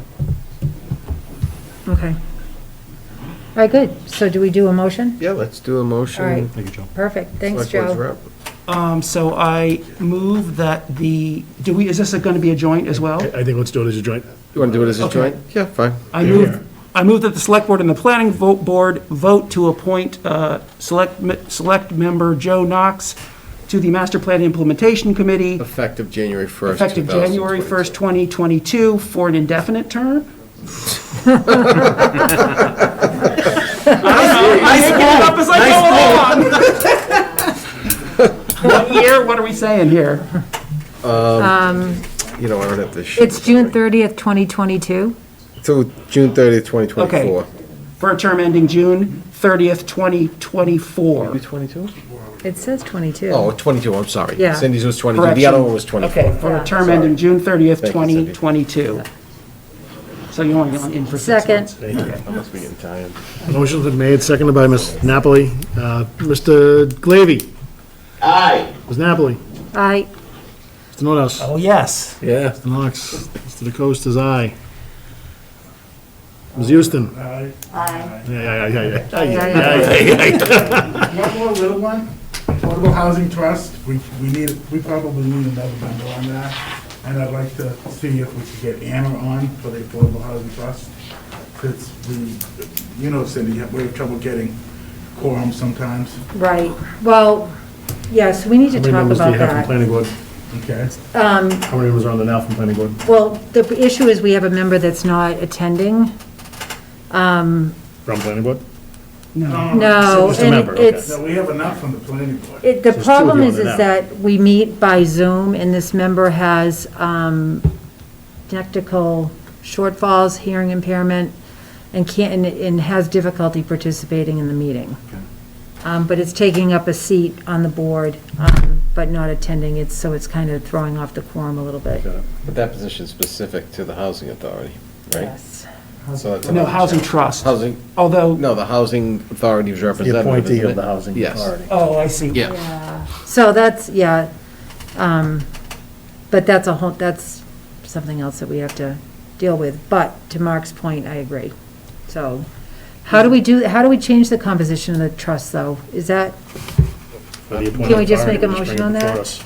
I can look into it and we can put it on the next agenda, because I'm not sure if that's by statute. so, it's by I mean, statute, yeah, so I'd have to that's, just look into it without going off the fly. So- If all three of you are on the trust, though, is that a quorum of the planning board? Yes. So they'd have to post, Okay. if that was the case. They just have to post. Okay, well, we could yeah, only because it's governed by statute, so we'd have to look into that, but Yeah, I'll look. we'll in- make it work. Yeah, I'll look into that that and out. we could throw that on. Follow with another Okay. agenda. Right, that sounds good. Okay. Well, our chair is taking a break. our vice chair's on Zoom, so I guess I'm the chair. Well, There you go. it's All like, right, so acting chair. Yes. So I have a comment going back to impact. Something that I think would be good for our community is, I know that IMPIC had been working on trying to create a report for town meeting of the accomplishments. And since next spring, 2022, is 5 years since we've had the master plan, I think that would be a good opportunity for IMPIC or planning board, select board, to be able to provide that appropriate report to town meetings. I would just put that on the table to please consider for spring town meeting. Okay. Yeah. It's in good shape, that report. Matthew, what'd you do while I was gone? But it's just, I mean, honestly, and it's one of those things that just it just keeps multiplying. But I totally agree with you, so. Yes. who do you think would take the lead on assembling that? The MPIC? So the MPIC, we do have a really good draft version of it. Oh, We've been okay. working on it since I've been on the board, since Okay. I've been involved with that committee. It's just a matter of having the bandwidth and being able to finalize it. So hopefully with this new group, this new committee, now that was the number one priority of that group. So maybe we can just convey that that's a goal, to have it ready. 76 We can do degrees that. in there. Can you do something? Grab the wooden spoon and throw some water on the rocks, would you? Thank you. Thanks, Sienna.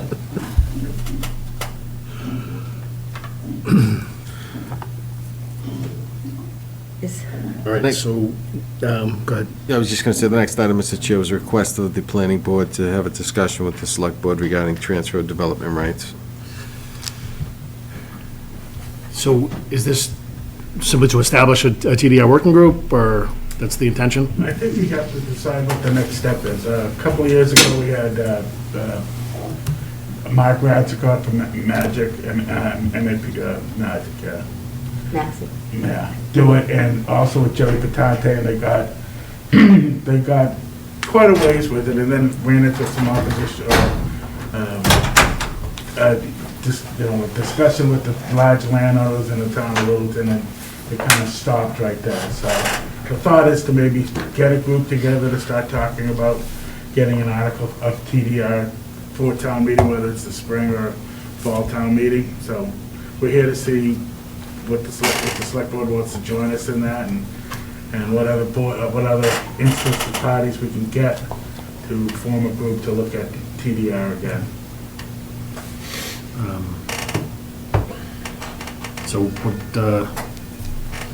you've obviously expressed some interest in it. Cindy, you've had interest in TDR for some time. Yeah, I'm good, Matthew. No, I have been reading about this and actually looking into it, and I'm quite interested. I'm not getting a good read off. Cindy. I know, right? So I would be absolutely be the select board representative, and I would help organize.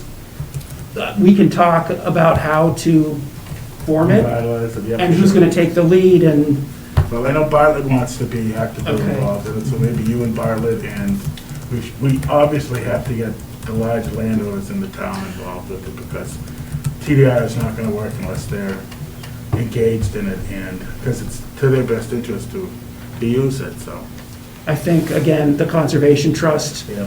would play an absolutely key role, and their new president is a wonderful person, an attorney, and smart and easy to work with, and I would recommend that we involve them as well. But I'm curious who else you think, what other boards might need to be represented? AgCom. Conscom? AgCom? AgCom, definitely. AgCom. Yeah. Like I said, Mark did a lot of background work on it, Mark and Jerry did. So we're not starting from zero, but we have a good place to start, and we need to engage all the parties that are going to be involved in it, and sit down and start having a dialogue and pushing it forward. So this would be a working group that would be established by the planning board.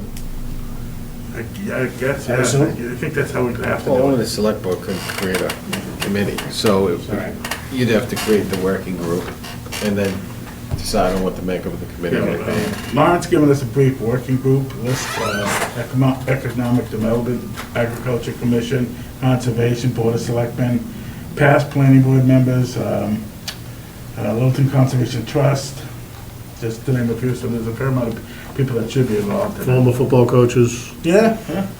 Fire chiefs. I heard former planning board members. They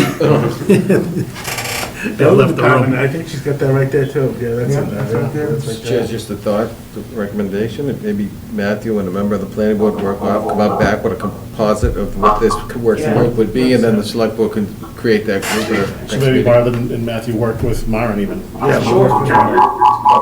Composition of what the working group would be, and then you can establish the working group. And we can obviously get you everything that Mark and Jenny did, and you can have that to start off with. I also know that the Conservation Trust is talking to a landowner who's interested in using their land, a fairly large landowner who wants to use it as a test case. So we could start working on the specifics.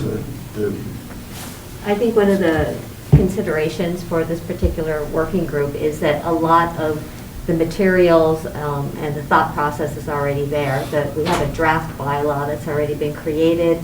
It's had a lot of thought put into it. It was initially as an idea put out there to the community summer before last. So it is a concept that has been test-driven a little bit. So I think it's really needing to get it over the finish line. Do you think it's like presenting it to different groups and getting feedback, or finding out if there are objections, or, vetting it, as it were, like the existing? Well, that's what we had started to do, and it didn't go really. All right. So I think we should pick up where we left off and start seeing where everybody, their comfort levels are. Well, Bartlett, I guess we're together again. Okay. I'll get in touch. Thank you. And we'll come back with something for, I don't know if it'll be for the next meeting or not, but maybe in January. Yeah, we got some. Yeah, Mark and Jerry have it, yep. Okay. All right. All right, good. Thank you. You guys good? Thank you. You guys can adjourn. Thanks for papers. Planning board adjourns. Yeah, I'll make a motion to adjourn. Second. All in favor? Aye. Aye. Thank you. Thank you. Thank you all. All right, we have annual alcohol license renewals, and we can do this as a slate. We can, so just really quickly, Mr. Chair, this is just the alcohol license renewals. It's,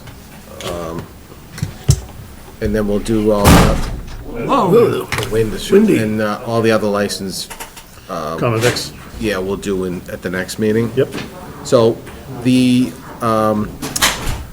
we may be waiting on a couple of inspections, which we will do, but obviously what is what we've done in prior years is the select board would be approving this contingent on all inspections, fees, and so forth, that I'll review on your behalf and won't hand out the certificates until that they have met all the requirements. Perfect. And then at that time, that's when we'll actually sign them. Then you'll actually, yes, we will need you, because these are so sensitive with time that if you can pop in, we can talk to Diane later this week, at least to have them signed. This is, again. Oh, you have them? Oh, We have to beautiful. do paper signatures on this? Yes, yeah, but it's the licenses, I think we've talked about Yeah, that in okay. prior years. So before you leave, if we can just get your signatures on the licenses, and we'll hold them, and then we'll get Selectman Glavy to stop by Town Hall so we can have his original signature on the licenses as well.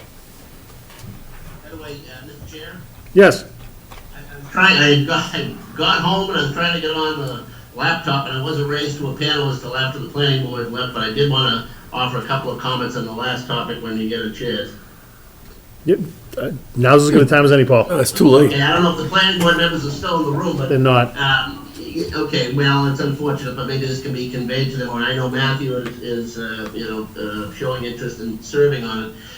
This concept that has been of great interest to me in my long political career, which goes back to about 40 years ago when I ran for the legislature, and this was a hot, new idea then. What I've learned and observation over time is 40 years later, I think there's about one community in the Commonwealth of Massachusetts so far that has adopted it. So I wouldn't get married to it for a variety of reasons. It doesn't seem to get over the line. Not opposed to pursuing it, but taking a step back, a lot of the same goals can be achieved without a complicated process by just taking this dedicated source of funds, whatever it is, CPC or our own revenue streams, and putting it toward buying development rights from various properties, as opposed to just buying properties outright, which we already do. We still have the right to buy development rights absent a TDR process. So I don't want to let the complicated process and its likelihood of getting passed prevent us from doing something that's simpler and available to us right now. So In parallel. properties, what's that? In parallel. Yeah. The other thought I'd have is if the Conservation Trust are going to be actively involved with particular applicants, then that ought to be their role. They shouldn't be advocating to a committee that they serve on. And so if they're going to be involved one way or the other, pick a side. You're either going to be advocating on behalf of property owners spending this pot of money, or you're going to be on the committee. So just a thought there too. Thank you, Paul. Okay. Good thoughts. Okay. We're good with the caveat that you will make sure that you give all the blessing on all final inspections and whatnot? Yes, Okay. absolutely. Entertain a Paul, if motion. you can just stop in at some point just to sign the licenses, that'd be great. Yep. Yeah, just indicate where they're going to be in a text or an email or whatever to me, and I'll be happy to come by. Okay. Thank you. All right, we'll do it. Move that the Select Board vote to approve the annual renewal of alcohol licenses as attached for calendar year 2022, license issuance contingent upon satisfactory inspections and submission of all required documents, fees, and payments of municipal charges to be reviewed by town administrator. Second. Motion's been made, seconded by Ms. Napoli. All those in favor signify by a roll call vote. Mr. Glavy? Aye. Ms. Napoli? Aye. Mr. Knox? Aye. Mr. Knox? Aye. Chairs in favor, it's unanimous. Thank you very much, everybody. All right, we're moving on to 9B, Select Board meeting schedule. Yes, Mr. Chair, we've indicated in the packet the dates for the meetings through April, correct, Joe? Correct.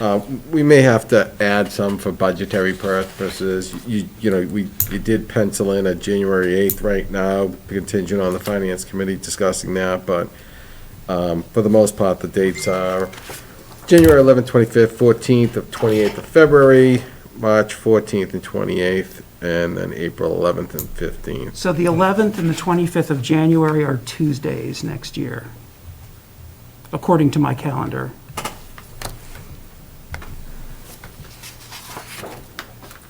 Sorry, So should it be the 10th? no, and it should be the 10th and the There we 24th. go. My apologies. Okay.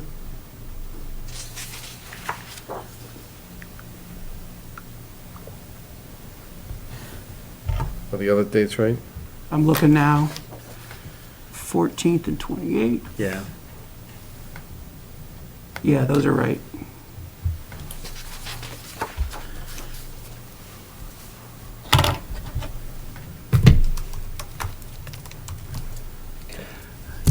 They look as good as any other dates. I know that I'm probably going to miss one of the January dates, but I think you guys will be in good hands.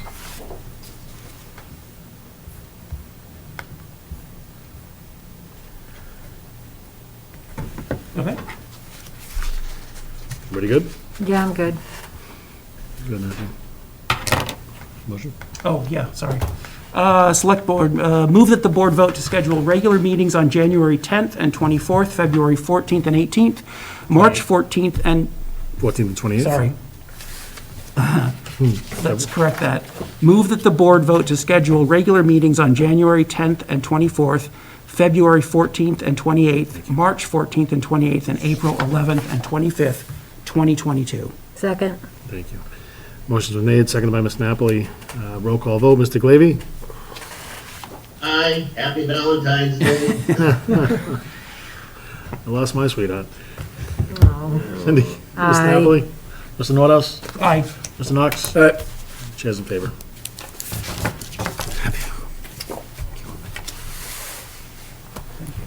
All right, granting right of entry to Mass Dot for Warren/King Street. Joe, wanna take that? Sure, I'll take care of this. So this is a pretty straightforward request. MassDOT is proposing to make some improvements to the pedestrian crossing at Warren Street and King Street. The picture that's in your packet is basically what's there right now, a crosswalk that leads right into a guardrail. So they included in a packet a plan schematic showing that it would be a handicap compliant landing ramp, and that they'd make some changes to the location of that guardrail to facilitate that handicap improvement. So they're looking at basically having access to approximately 30 square feet of the layout of Warren Street, and hence they have asked us to grant that access, that right of entry, looking for the board to approve their access. It's pretty straightforward. I walk across that every single day with my dog, and it's just a little odd that there's going to be this orphaned 10-foot stretch of sidewalk on the other side, but it's better than what we have now, so. Can I ask a question, Mr. Chair? Please do, Paul. It does look straightforward, too straightforward. I can't imagine Mass Highway, on something as innocent as that, they were showing that initiative for that purpose. I wonder, do they have something in mind for that corner lot that is on Warren Street that they've used for storage at various times in recent years? It's the opposite corner, isn't it? Yeah, it's the other side of Warren Street, The though. other side? Okay. Yeah. That's the Beaver Brook side where they're going to put in the landing. Okay. It is curious, though, Paul. Yeah. I mean, realistically, they could have received one complaint from someone from ADA Yeah, perspective. right. And, but it sounds like it's a larger project is that they're doing improvements within their district, so. All right, cool. Okay. Thanks for the question. Move that the board vote to authorize the town administrator to sign the right of entry document prepared by Mass DOT to allow access to the town's right-of-way for Warren Street to perform ADA improvements to wheelchair ramps, sidewalks, curbs, grading, 3-to-1 max, loam and seed, and other incidental construction activities. Second. Motion made, seconded by Ms. Napoli. It's a roll call vote. Mr. Glavy? Aye. Ms. Napoli? Aye. Mr. Norris? Aye. Mr. Knox? Aye. I'm in favor, so it's unanimous. All right, 9D. 9D, just an update regarding the interim human resource director. I circulated an email late today or this afternoon, I don't recall what time, to the board that Jennifer Deverwood has decided to end her relationship with the town effective Friday.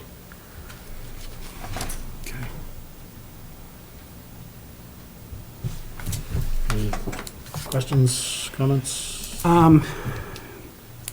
I think I was very sorry to hear that she was leaving. By all accounts, the people that I've spoken to in town hall felt that her services were valuable and needed. I also discussed with Anthony today and discovered that there was no contract for her, and that surprised me, would be putting it mildly. I mean, I'm not casting aspersions, and Anthony explained that it was pretty common practice. But contracts protect both parties, and in my opinion, if we had had a contract in place, perhaps all of the debate about her position would not have happened, because when we were presented with a contract, we would have known the end date, we would have known the rate. So I don't think I will approve, a position that doesn't have a contract in the future. I won't vote for it. I can't imagine a professional organization not, especially for someone of this level, not having an employment contract. It sort of, I don't understand how it could happen. And, yeah, that's all. So. There is precedence. There is precedence for it, but I don't disagree with you, Matthew. Okay. I mean, I understand that, getting overburdened with bureaucracy is not ideal. But it seems to me that could be a boilerplate contract with, you fill in the name, you fill in the dates, you fill in the rate, and you sign it. And then everybody is protected. And it's clear about what's happening. And I think A lot of the issues here were lack of communication and lack of understanding, and everybody had a different idea of what was going on, and I would prefer that that didn't happen again. Yeah. Well, I mean, I think it's just a matter of setting expectations. It really should just be a policy that we have in place when we bring in somebody in an interim position, to just maybe have that role more defined. You know, I would defer to town council to advise whether he thinks that needs to be in the form of an actual contract, or if it can just be, you know, a specific scope of work that can be decided upon at that time. So I think it was just a lack of expectations and communication and things like that, I think so. there's some lessons that can be learned from this. And Yeah, and I just think honestly, it's just a policy that we can put in place as we review maybe our policies and things going forward. I thoroughly enjoyed working with Jennifer. I thought she was great. Worked with her on the executive assistant's hiring process. I saw her interact at many events that we had here in town. She did a wonderful job. I don't disagree with your sentiments at all, Matthew. And I just think it's just more of a policy that we need to maybe implement. Just I don't want to make this about her performance or your performance. I want to fix it so that we don't have to go through this again, because it was unpleasant for everyone.